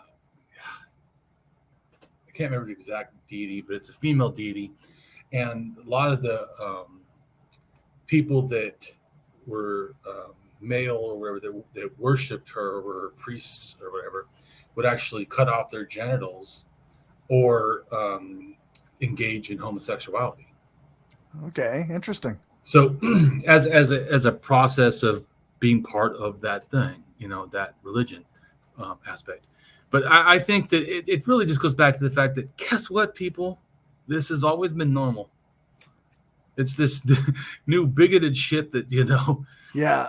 came in the 1800s or something. I don't know. Just thinking ancient civilization, still more progressive than modern evangelicals. Yeah, that's what I'm really trying to get people across. Yeah, exactly. Even like there was third genders in India. I can't remember. I think it's like 1,000 years ago or something. Before that, there was third gender. So right. Like you said, we think of these past societies as like primitive and stupid and foolish. Like, some of their thinking was probably what we consider today progressive. A little bit more spot on. Yeah. No, where am I? The early Neolithic linear pottery culture in Europe featured burials of women and children under the floors of personal residences. Remains of adult males are missing. Probably Neolithic culture featured sex discrimination in funerary customs, and women and children were important in ideology concerning the home. Burials beneath the floors of homes continued until about 4000 BCE. Right, and that like I said, that you read first, that starts in Çatalhöyük, and the people from Çatalhöyük are related people go up into the Balkans and then into Germany. So it's not a shocker. But if you notice the difference, when they're in Çatalhöyük, it's males and females being buried. But once it gets to Germany, women are at home. That's also why I think it's crazy when there's articles about southern Germany about women traveling around and going into other areas and being married, but having no more connections with their previous culture. Yeah, called rape marriage, maybe. Yeah, that's pretty just captured, yeah, or traded like as a good, right? And that's why I think it's important that it's just women and children in the houses, because that's why I told you it became patriarchal. Yeah. So maybe, and they go, well, but the women were making the pottery. Yeah, they were staying home making pottery. How does the pottery get all over the place? Men took the shit that they made and traded it for things that they wanted. Yeah. And then, like men of power do now. And so that's why I said about capitalism. They took other people's labor and they and used it. They wanted. Yeah, that's right. So they didn't. The people that were making it really didn't have the means of production because they were not getting what they needed out of the thing. Yeah. And then, like I said, they were being traded, and this is consistent too if you look at language, because the Proto-Indo-Europeans had a lot of words for a man's family, brother, everything on the man's side. I don't remember now, but everything, brother-in-law, I think it is, or something. No, maybe say whatever. I don't know the terms for exactly, but because that's not something I'm an expert at. But I do know that they're all about the male line. They have no words about a wife's, parents or wife's family at all. Oh, okay, interesting. Because they didn't give a shit about the women. It's not that women had zero rights or something. They had some, but my point is the whole structure is patriarchal. Like now. Like now. Yeah. And sexist. So that's important. As I was thinking before, that when people say like, oh, well, local craftspeople, like say the women make a pottery, and that pottery being traded all over in vast areas. Like the video the guy talked about, that pottery's all over the place.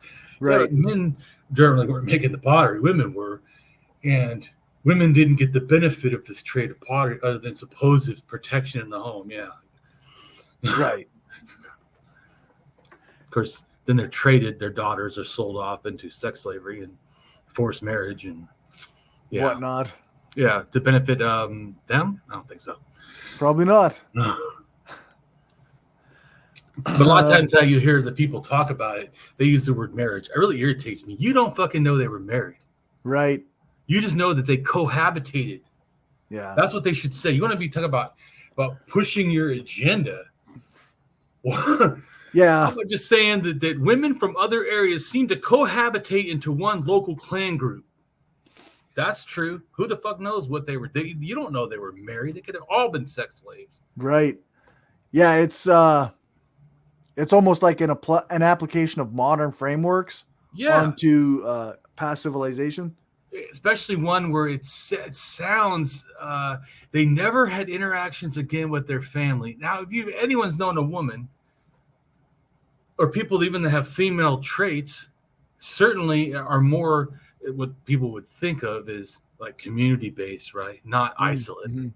Right. People would more think of when you're isolate as a more male trait, to be, a lone wolf or whatever. I'm not saying that has to be the case. Like, I'm buying everything that people do, but I'm just saying in general, the fact that the entire population, none of them do. Seems like come on, because of force. They're being held by force. Yeah. It also shows your status. How can you have a high status if you're not allowed to have any connections? Right. It doesn't sound like you're, and so much so that there's not even a word for your family. There's only a word for male side of the family. Yeah. Yeah, that's weird. Yeah. We've got linear pottery culture violence. Investigation of the Neolithic skeletons found in the Talheim death pit suggests that prehistoric men from neighboring tribes were prepared to fight and kill each other in order to capture and secure women. The mass grave at Talheim in southern Germany is one of the earliest known sites in the archaeological record that shows evidence of organized violence in early Neolithic Europe among various LBK tribes. The Talheim death pit. The Talheim death pit was a mass grave found in a linear pottery culture settlement, also known as Linear Bandkermik. That's a LBK. LBK culture.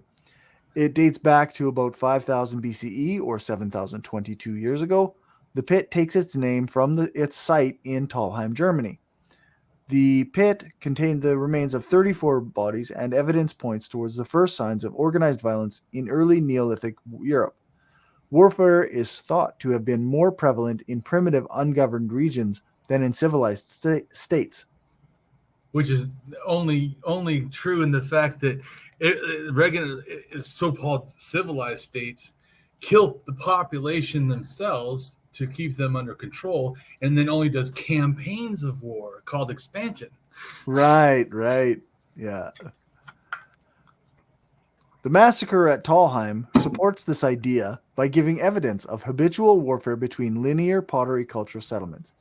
It is most likely that the violence occurred among linear pottery culture populations, since the head wounds indicate the use of weapons from linear pottery cultures, and all skeletons found to resemble those of linear pottery culture settlers. Right, they're killing themselves for land and for prestige and for stealing goods. Yeah, like I told you, that's where the capitalism it's capitalism happens because of this. To me, this desire that I own and I'll kill and I'll take and I'll steal and I'll take the labor, I'll take slaves. It's this whole mentality at the same time. Yeah. Next up, we've got a mass burial at Schletz, Aspern.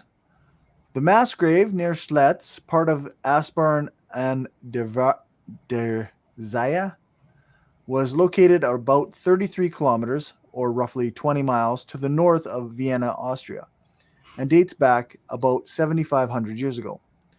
Schletz, just like the Talheim death pit, is one of the earliest known sites in the archaeological record that shows proof of genocide in early Neolithic Europe among various linear pottery culture tribes.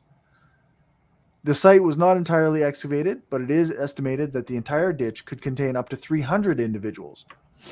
The remains of 67 people have been uncovered. And what's important to understand is this is the culture is about 7,500 years old.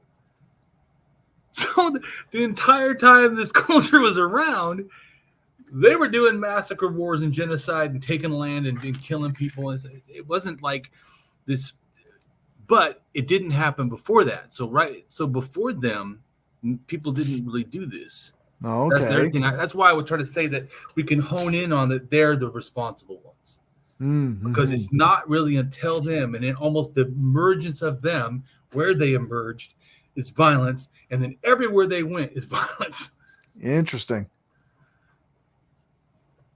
Huh. So it's what I'm trying to show is, and they become patrilineal, which they weren't before. The cultures, in a sense, that preceded them were not. Even ones that were semi-related to them, somehow when they went up there, they totally changed. Okay. The remains of 67 people have been uncovered, all showing multiple points of trauma. Scientists have concluded that these people were also victims of genocide, since the weapons were used were characteristic of linear pottery culture peoples. The attackers are believed to be members of other linear pottery culture tribes. In similar proportions to those found at Talheim, fewer young women were found than men at Schletz. Because of this scarcity of young women among the dead, it is possible that other women of the defeated group were kidnapped by the attackers. Yeah, marriage? Yeah, sure. The site was enclosed or fortified, which serves as evidence of violent conflict among tribes, and means that these fortifications were built as a form of defense against aggressors. The people who lived there had built 2 ditches to counter the menace of other linear pottery culture communities. Right, and you also start getting warrior culture in a sense, and war gods and all this type of stuff, because it goes from women are more important because they're helping us build community, to women are just a property, and men are important because they help us kill, or they help us take land, or they help us keep land, or keep pottery, or keep profits. Yeah. Maintain power. Yeah, maintain power. Mass burial at Herxheim. Excuse me. Another early Neolithic mass grave was found at Herxheim near Landau in the Rhineland Palatinate. Dates between 5300 and 4950 BCE, or 7,322 years ago. The site, unlike the mass burials at Talheim and Schletz, serves as proof of ritual cannibalism rather than the first signs of violence in Europe. Herxheim contained 173 skulls and skull plates and scattered remains of at least 450 individuals. 2 complete skeletons were found inside the inner ditch. The crania from these bodies were discovered at regular intervals in the 2 defensive ditches surrounding the site. After the victims were decapitated, their heads were either thrown into the ditch or placed on top of posts that later collapsed inside the ditch. The heads showed signs of trauma from axes and 1 other weapon. Moreover, the organized placing of the skulls suggests a recurrent ritual act instead of a single instance. Herxheim was also contained various high-quality pottery artifacts and animal bones associated with the human remains. Unlike the mass burial at Talheim, scientists have concluded that instead of being a fortification, Herxheim was an enclosed center for ritual. Right. So religion is a factor coming into the murdering of people. Right. Religion kills. No, I really think it's a killing, and then religion's a good excuse. Yeah, for sure. It's an easy justification. Yeah. Oh yeah, sure. And just like the cannibal, I think was probably ritualistic, and you take the power of the people that you conquered. Right. Yeah. Mass burial at Schoneck Killenstaden. This Neolithic mass grave, also in modern day Germany, may exhibit signs of deliberate mutilation and or torture. Skeletal analysis of the interred remains shows a remarkably high percentage of long bones, especially in the lower leg, that were broken around the time of the individual's deaths, which insinuates a deliberate targeting of these areas of the body, possibly as the victims were still alive.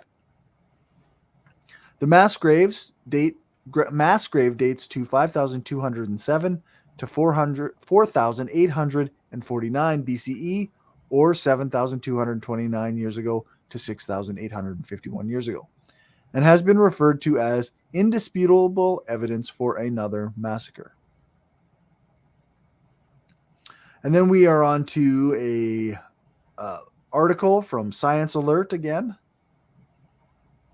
Something weird happened to men 7,000 years ago, and we finally know why. I think we talked about this a little bit. We did. I'm trying to relate the Arcane Capitalism video slightly into this. This is all I would have done, sort of. We did that other long video to kind of like a stronger argument to back up, and people understand what I'm talking about. Right. Because like I said, I wanted to do these ones, and the next videos are not going to be talking about other places. It's all going to be about Mesopotamia. But I felt if I didn't tie this in, people are not going to grasp how important that is to what happened to this. Fair. So around 7,000 years ago, all the way back in the Neolithic, something really peculiar happened to human genetic diversity. Over the next 2,000 years, and seen across Africa, Europe, and Asia, the genetic diversity of the Y chromosome collapsed, becoming as though there were only one man for every 17 women. Now, through computer modeling, researchers believe they have found the cause of this mysterious phenomenon: fighting between patrilineal clans. Drops in genetic diversity among humans are not unheard of, inferred based on genetic patterns in modern humans. But these usually affect entire populations, probably as a result of a disaster or other event that shrinks the population and therefore the gene pool. But the Neolithic Y chromosome bottleneck, as it's known, has been something of a puzzle since its discovery in 2015. This is because it was only observed on the genes of the Y chromosome that get passed down from the father to son, which means it only affected men. This points to a social rather than an environmental cause. And given the social restructures between 12,000 and 8,000 years ago as humans shifted to gain more agrarian cultures with patrilineal structures, this may have had something to do with it. In fact, a drop in genetic diversity doesn't mean that there was necessarily a drop in population. The number of men could very well have stayed the same, while the pool of men who produced offspring declined. Why do genes suggest most men died off 7,000 years ago? Modern men's genes suggest that something peculiar peculiar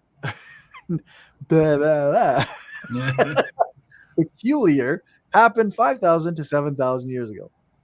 Most of the male population across Asia, Europe, and Africa seems to have died off, leaving just one man for every 17 women. The so-called bottleneck was first proposed in 2015, and since then, researchers have been trying to figure out what could have caused it. One hypothesis held that the drop-off in the male population occurred due to ecological or climate factors that mainly affected male offspring, while another idea suggested that the die-off happened because some males had more power in society and thus produced more children. Now, a new paper published May 25th in the journal Nature Communications offers yet another explanation. People living in patrilineal clans consisting of males from the same descent might have fought with each other, wiping out entire male lineages at a time.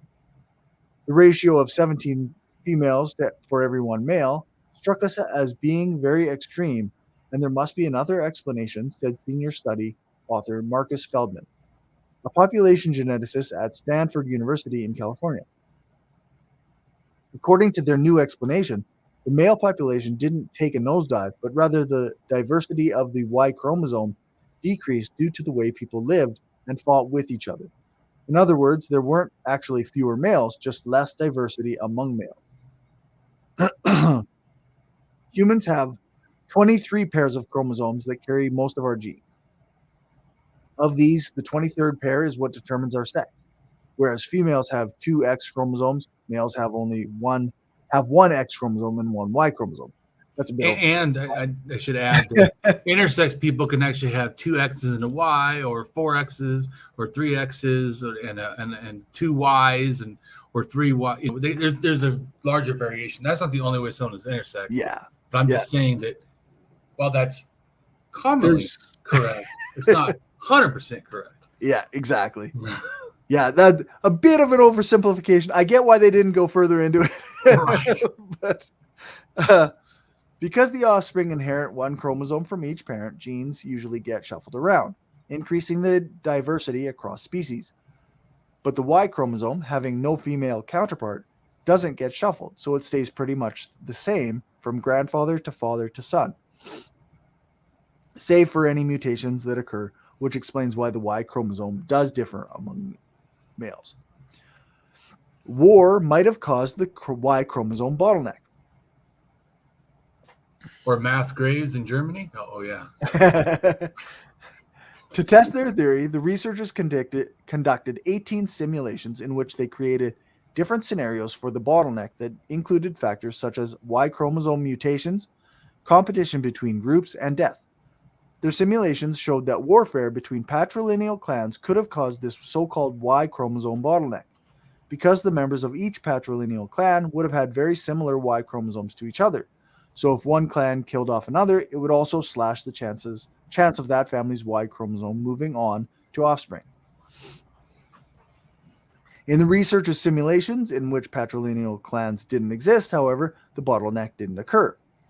What's more, there was no such bottleneck in the women of the time, and is shown by mitochondrial DNA, a type of DNA that's passed down only from mother to child.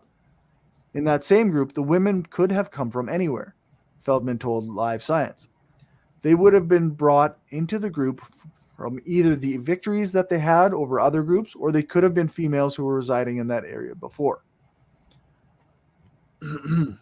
As an example, he added, if you look at colonization throughout history, people generally killed all the men and kept the women for themselves. Right. Yeah. And then that's the same thing that I'm trying to say in this stuff, is that this is not new. That's why I told you that I actually think that the arcane capitalism is older. It's just that people, just like the marriage thing, people have this like fantasy version or simplified, version of these ideas. And but I don't think that they're really 100% fitting the facts. And the facts are always complicated. Just like I said, I don't think that it was an all or nothing. It's not even like now, it's not all or nothing. It's not like every single part of the earth is capitalism. Right. Or even in capitalist countries, it's not that every single event of sales are capitalism. Right. Yeah. A lot of trade between individuals is just trade between individuals. So, yeah. My point is that in the big picture, I know what they're talking about. Just like when I use the word paganism, even though it doesn't really have a relation to any meaning, it does have some meaning. Yeah, for sure. So I get that when you say that capitalism happened at a certain time much later, that fits a basic global scheme. But to act as if it never happened before that, or in some smaller or lesser way, I just feel is wrong. Yeah, no, it's not. It is just wrong, actually. Yeah. Well, that's what I'm trying to do with these videos, is to grasp the actual facts. And then I think that when people do, they'll see that, at least if nothing else, that I'm not have no reason to make some of the claims that I do. Right. Yeah. That there's logic behind it. Yeah. It's not just because I know it sounds crazy at first, but once you read and understand all the facts, it's not as crazy. Right. Yeah. It just takes a little bit of time to get into it to get the further explanation. Right. Yeah, I know. Yeah. It's not easy. It's not simple. No, it's not simple. Monica Carmen, a population geneticist at the University of Tartu in Estonia, who was not part of the new study, told Live Science that the beauty of their study is the way the researchers framed their hypothesis and demonstrated that fighting clans are indeed likely to cause a drastic drop in male genetic diversity. However, we do have to keep in mind that there is very little information on the actual societal organization from that time, said Carmen, who was the lead author of the 2015 study that first proposed the bottleneck. So there could have been other socio-cultural forces at play, she said. The researchers did careful computer simulations, whereas the previous papers had not, said Chris Tyler Smith, an evolutionary geneticist at the Sanger Institute in the United Kingdom, who was not involved with the study. The assumption that the cause of the bottleneck was warfare is a reasonable one, especially given the time period, he added. People were still living in small clans doing small-scale farming 5,000 to 7,000 years ago, a time right before people moved into larger societies and built large cities. It was a transition between early farming using stone tools and later farming in societies using metal tools, Tyler Smith told Live Science.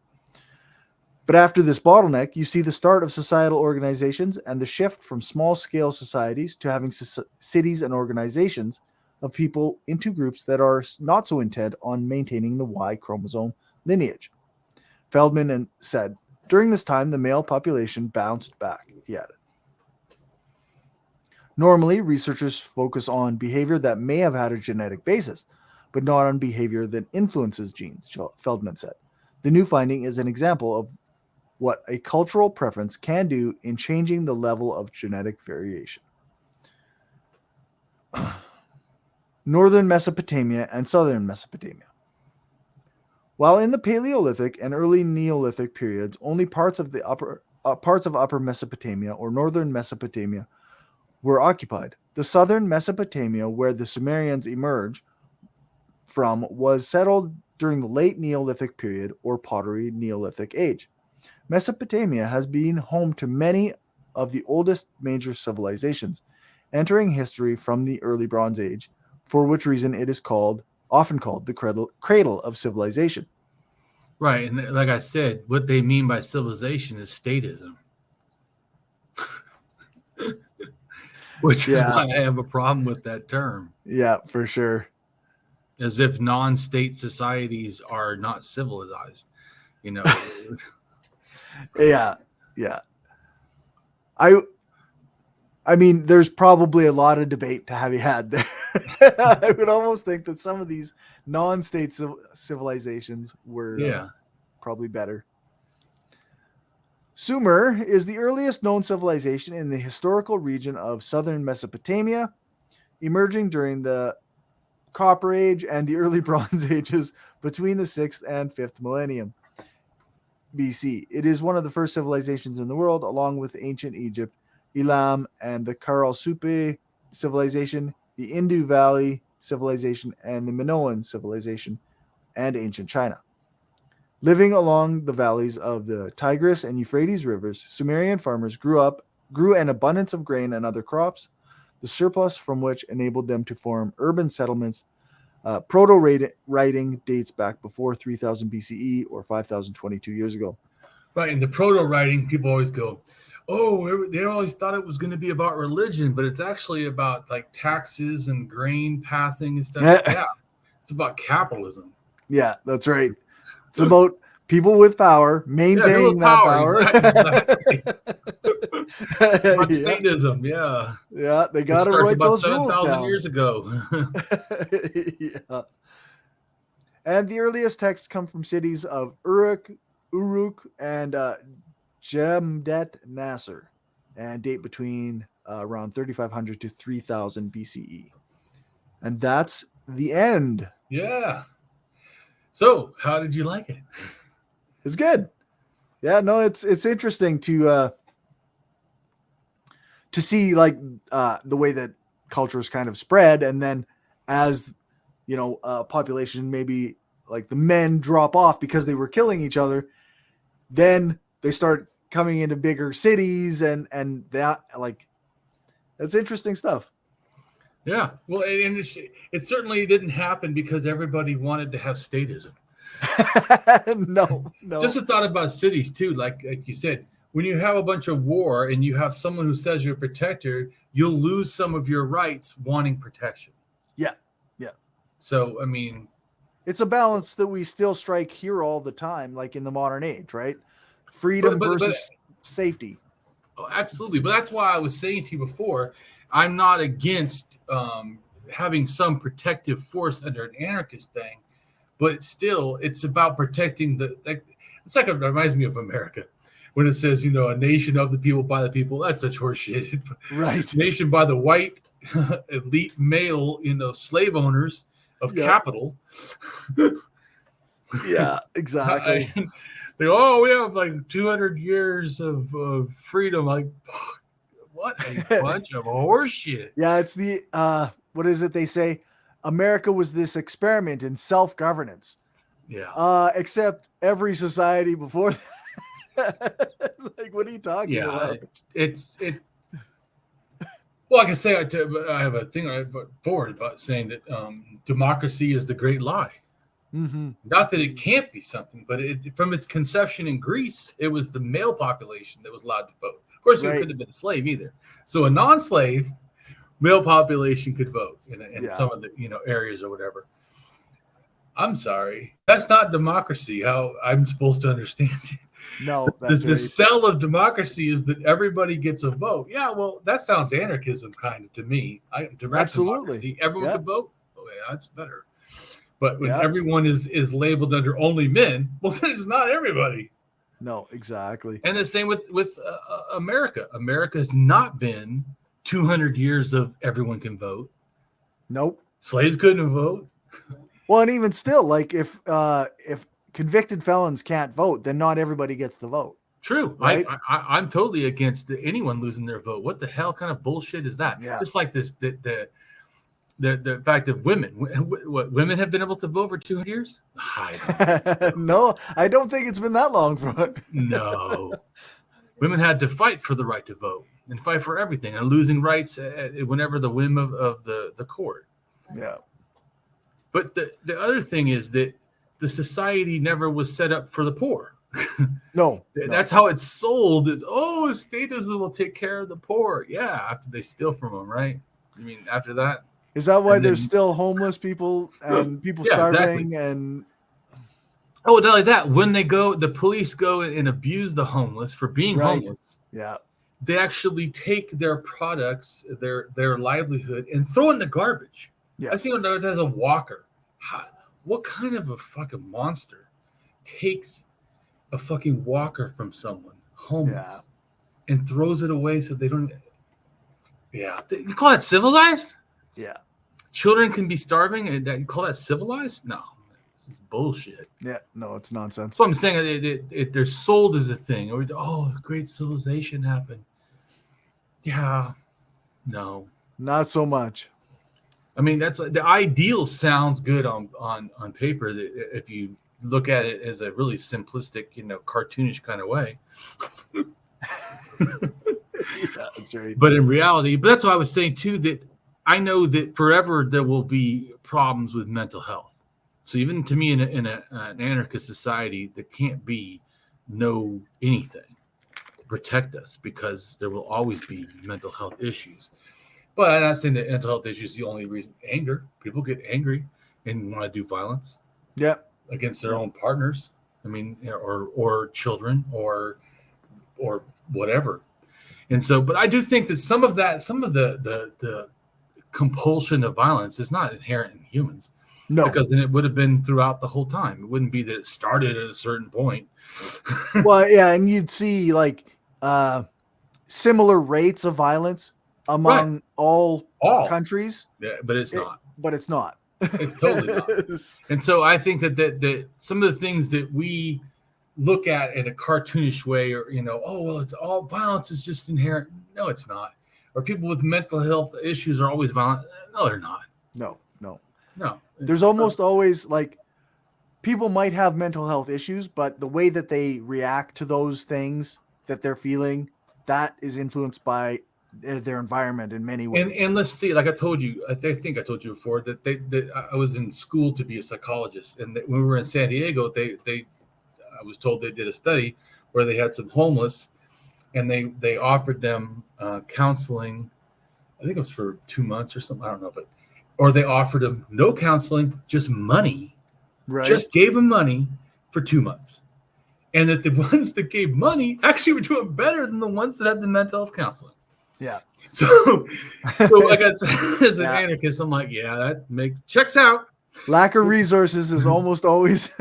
So that's why the Yeah. same thing where I feel that when anarchists, to me, and one of the things is the non-hierarchical. Like the hierarchical to me is a bit massive. And so if we're all equal and we're all getting things and we're all being, in a sense, taken care of, it does create less violence. Yep. Even in people that may have been prone to violence. Yep. And if we got out of this sick mentality that I have to own and I have to be better in this prestige, worship. Yep. I think that, and you have more of a camaraderie, and solidarity, attitude. It eliminates some of that. Yeah, absolutely. Especially like you say, like if we have like things that are shared, right? That we can all use them when we need them instead of, I own this, so now you can't have it. Like, right, exactly. Like that's what creates theft, right? Yeah. Well, and they've even shown that in like some of the tribes that hadn't been tested. They give them something different, like a metal hatchet or something, and all of a sudden there's only one. So then it's limited who can use it, and that actually starts creating violence and creating problems, right? Because everybody can't, in a sense, use something. So I think that it's. But that's why people that are capitalists or think capitalism is good don't grasp when you do that, the systemic like suffering is to them hidden because they're not grasping how when you only let someone have it and everybody else has nothing, how that creates problems. Like I said, even with the homeless people, once you give them money, their mental health got better. Yeah. Well, yeah, they're not traumatized by not owning food and shelter or whatever, well-being. And I personally good. I'm not fully on board with some of the stuff that I've seen that's kind of like anti-psychology, like they don't believe in mental illness because it's all systemic. Right. But there is absolutely a systemic angle to all of it. Like a lack of resources, like you say, can help with depression if you get those resources. Well, you're right. I'm not saying that we should, in an anarchist society, we shouldn't have mental health. Fuck, I totally believe we should have mental health. Like I said, I think all crime is a mental health issue, especially if someone's needs are all being taken care of, then a lot of the problems that we have would be eliminated. Yeah. Especially, like now, like you have rich people with problems. They have money. Yeah, but they know other people don't. Yeah. And they're in a society that glorifies that, and they think they have to stay on top, and they have to stay at this money, and they have to. Right. So it's this prestige thing they're fighting for. So it's mental and stress, and then people want to take it from them. So then they're afraid of that. And they're not going to be good enough, and so. But it's still, to me, so it's not that just the resource-rich people, they can have problems too, but some of that still is capitalism. Yep. Even though they're, in a sense, on the more benefiting side of capitalism, they also, have mental problems because of what they're doing. Yep. They don't. It's like you don't think that Musk doesn't know that he could help poverty. Right. He deep down, I don't care what kind of moral person he thinks he is. He's obviously not. But yeah. I mean, obviously, but the proof is in the pudding or whatever, Yeah, that's if you were moral, you'd be giving money to the homeless now or helping children now. Like lots of it. Not just what you can write off your taxes. And he wouldn't, because he put out that tweet a while back about how if the UN can show me how $6 billion will help cure homeless or feed the starving or whatever it was, then I'll give it to them. But he didn't. And they did show that how that would work. And it's obviously true that $6 billion can help feed millions and millions and millions and millions of people. Right. And if you're an ethical person and you have wealth like that, you would do that. And you're not doing, if you have the wealth to on a whim buy Twitter, you certainly have the wealth to give to help people. And the fact that you don't, you're just immoral. Yeah. Or unethical. Right. You're not guided by ethics. He would rather own Twitter so that he can say whatever the fuck nonsense he wants than feed people. Right.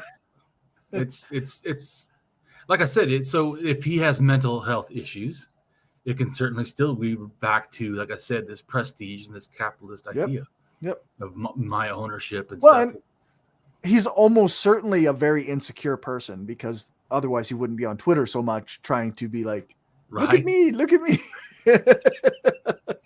So that would go away if you had less of the maybe Right, the and when focus it's on. not like that all billionaires are the happiest people in the world.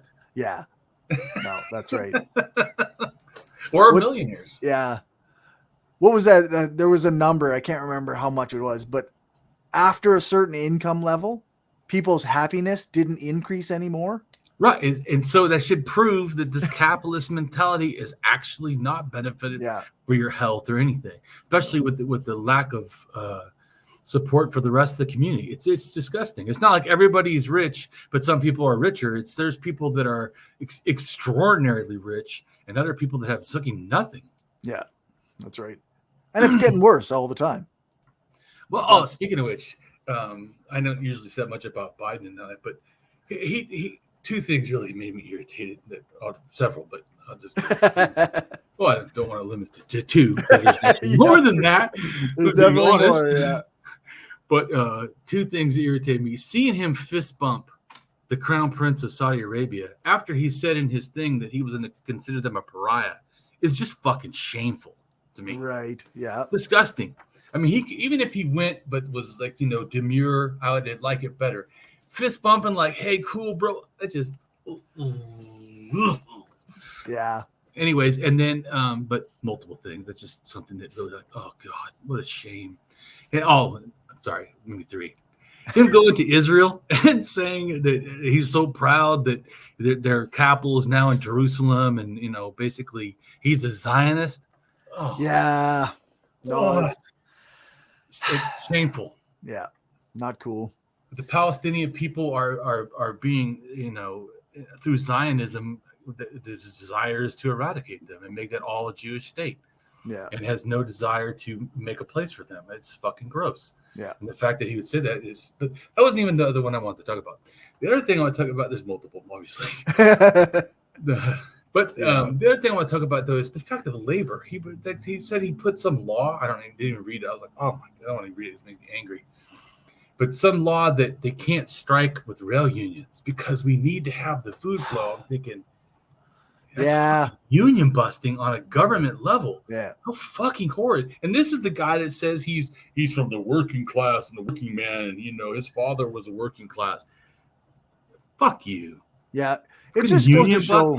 Yeah, it just goes to show that the Democratic Party is as anti-worker and as as the Republicans in many ways. Like they well, they're just okay. Right, the Democrats are just a little better in like some of the social issues. Yeah, but when it comes to economics, they're not really that much better. Yeah, in fact, sometimes they're quite the same. And I'm not even sure that they actually believe in anything. They just think that if we have certain positions, that will give us votes, so that we can. I won't disagree that could be true, but anyways, I don't want to go. It's troubling. Well, it's massively troubling, especially since voting for a Democrat is bad. Voting for a Republican is horrid. So I mean, it's like bad and horrid. Yeah. What do you have, right? Yeah. Oh God. It's sad. It's fucking sad. But then again, it doesn't surprise me because as an anarchist, I know that voting for other people that supposedly we have to beg for our rights is not the way to go. Yeah, exactly. Yeah. Yeah, we can't trust people with power. We have to support our neighbors, support our society, our communities in the best ways we can on a local level. And we have to work at all levels. Yeah. From there's a Brofenburners. Okay. What's it? No, like it relates to it, but I think it's the ecological things. Anyways, it has to do with the individual, then the family, then the close society, then the larger society. Okay, in a sense, I can't remember what it's called, but anyways, it's a psychological thing. But it relates to how you put value to me as an axiologist. Mm-hmm. You put it first for yourself, in a sense. Your children can be considered yourself. Just like when they say, like, how does a a police or fire department or something risk their lives for what they've done doesn't change anything. They just put their me larger. Like they make the whole community. I'm part. The community is not part of family or whatever. They just stretch the system. They don't change it. Right. Yeah. And that's what patriotism supposedly is a stretching that my country, right, is part of my family. And some people even say that, my family. And the model hasn't changed, because someone asked me, like, how do I do values? And I'm like, well, that was the same, really. It's just who we put in those categories. Right. Yeah, it's just a shame, I guess, that these countries that are supposed to enlarge our sense of what we're responsible for, family, actually have also fed us, indoctrinated us with this like individualist type mentality where I'm on my own. I don't have to care about anybody else. I don't have to take care of anybody else. It's like, and the government shouldn't take care of us. Yeah. That was the only reason they were around, supposedly. Yeah. I always think of it in like, people say like, it's not the government's job to take care of you. And it literally fucking is. Well, like, then what the fuck is their job? They don't have any other purpose. They have to take care of the citizens. Like, fuck. What? The whole point of society is cooperation with other humans. Like, that's right, the whole which point. is why I don't think that the statism is actually a good model. No, especially like, to me, even if you thought statism was perfect, you would have to acknowledge that states have done nothing but war. Yeah, from the conception of states, like I'm talking about in Mesopotamia, continual 5,000 years of statism, 5,000 years of war. Yeah, it has not produced any sort of level of peace. No, exactly. So, but it's sold to us as that. No, but it's allowed capitalism, and it's allowed the accumulation of wealth. That it has done. Yep. It states to me, even like in there, talking about grain storehouses. Right, which is the main point. Like, that's what states are for, right? Right. And just think, if there's a grain storehouse, that means also that it's not just one individual, their family farm. They didn't say multiple grain houses. Right. And just like I was saying about taxes, back then, taxes could have been your grain, a percentage, 30% of your grain. Yeah. Just like the Romans later, they would go around and ask people for a percentage of their wealth. Yeah. Could be a cow. Could be that's land. like when they say like that, like wealth inequality now is worse than it was in like feudalism. Right. Like, that's because it's that because you've got the higher people with most grain, they don't have to give as much to the government, and the people with less grain have to give like half their grain. Right. And people don't, but people are okay with that. I mean, obviously, because they seem to support capitalism on a drastically, just like Biden said, the reason that we need to be in the Middle East is to counteract other countries being there. Like, what the fuck? Because if we're not there, China will be there. Like, first, so what? Like, why does it matter if China is there? That's the question.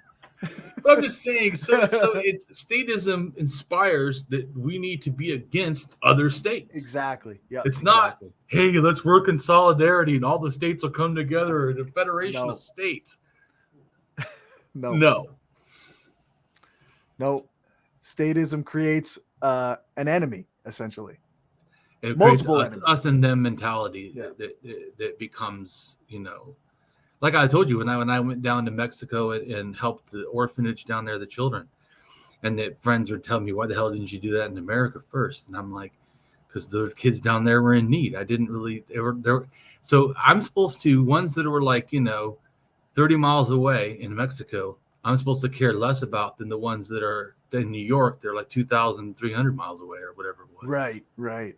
Like, yeah. These ones are near me. And you find that consistent? Yeah. But anyways, that's why, I think it's important to learn history, because if we learn it, then hopefully we can see the truth. Yep. and start to realize we need to act different. We're going to get the same result. Well, we have the same result: mass death. We have mass death in pits, and we have mass death. Now just like COVID, they're now saying in America, right, that COVID is getting worse, and some areas may reinstall wearing a mask. I'm like, I never stopped. I mean, it's just go. Probably a good idea, but yeah. It even like I said, to me, it's not even that they have to have a law doing it. Why are all like health professionals constantly wearing a mask on TV and telling people you should wear a mask constantly? Yeah, that's right. It never should have stopped. It's like they act like the pandemic is over because capitalism. Well, if we have to start making money, I'm like, oh, we could change society. Here's a good opportunity. I actually believed it was possible at the start of the pandemic, but they proved me wrong. You know what? I was more positive too. I thought this is going to really maybe change people's opinion. Yep. And then there's a chance to take care of each other. I realized, no, they don't give a fuck. No. Sad.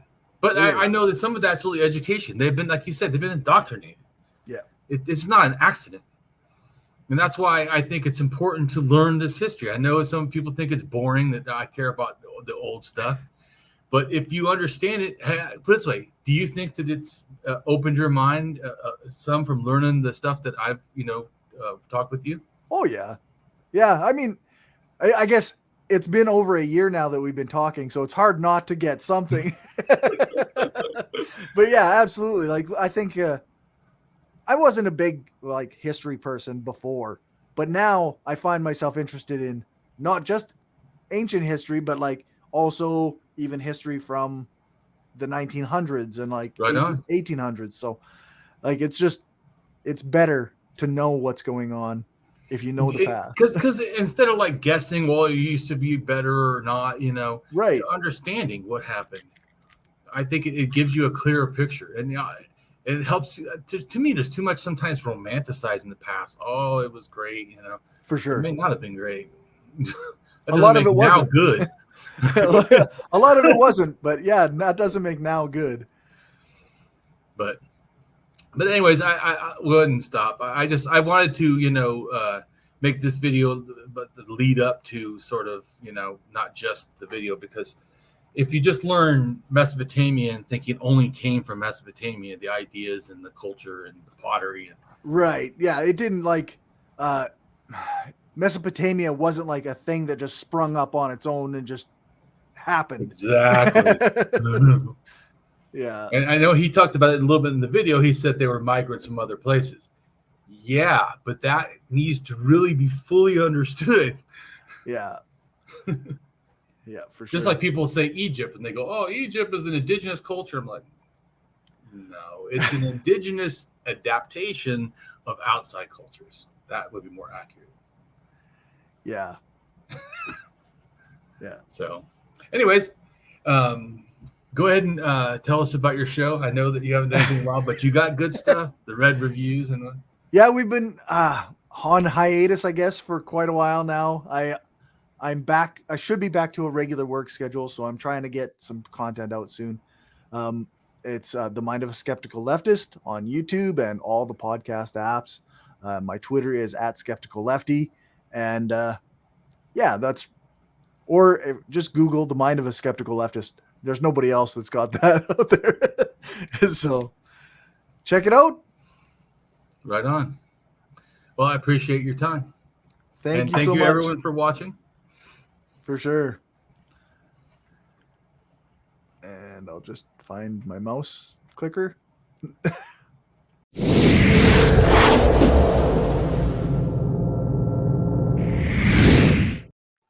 Hello, and welcome to my channel. I am Damien Marie AtHope. In the simplest terms, I am an atheist-humanist philosopher and prehistorical writer-researcher at DamienMarieAtHope.com. I am specifically an axiological atheist. And axiological atheism can be thought to involve ethical and value theory reasoned and moral argument driven apatheism, agnosticism, atheism, antitheism, antireligionism, secularism, and humanism. Axiological atheists can be understood as a value theory or a value science atheist. As an axiological atheism's ethically reasoned and constructive pro-humanity. I am an axiological thinker, value theorist. The science of goodness, worthiness, usefulness, valuableness, virtue, reliableness, accuracy, validity, morality, integrity, beneficialness, etc., etc. We axiologists have a value consciousness. And in general, we see the architecture of humanistic humanitarianism value in people that we see as dignity beings. Places and things are not. Axiology is a value theory. In its broadest sense, it involves areas of philosophy that are deemed to encompass some evaluative or evaluation aspect. Therefore, it crosses almost all domains in some way or another. Now for a more detailed terms as to what I am. I am an axiological atheist, an anti-theist, an anti-religionist, secularist, humanist, rationalist, writer, artist, poet, philosopher, advocate, activist with schooling in psychology, sociology, as well as I am an autodidact, self-taught in science, archaeology, anthropology, and philosophy. I promote science and am against pseudoscience, pseudohistory, pseudomorality, things that are found in religion.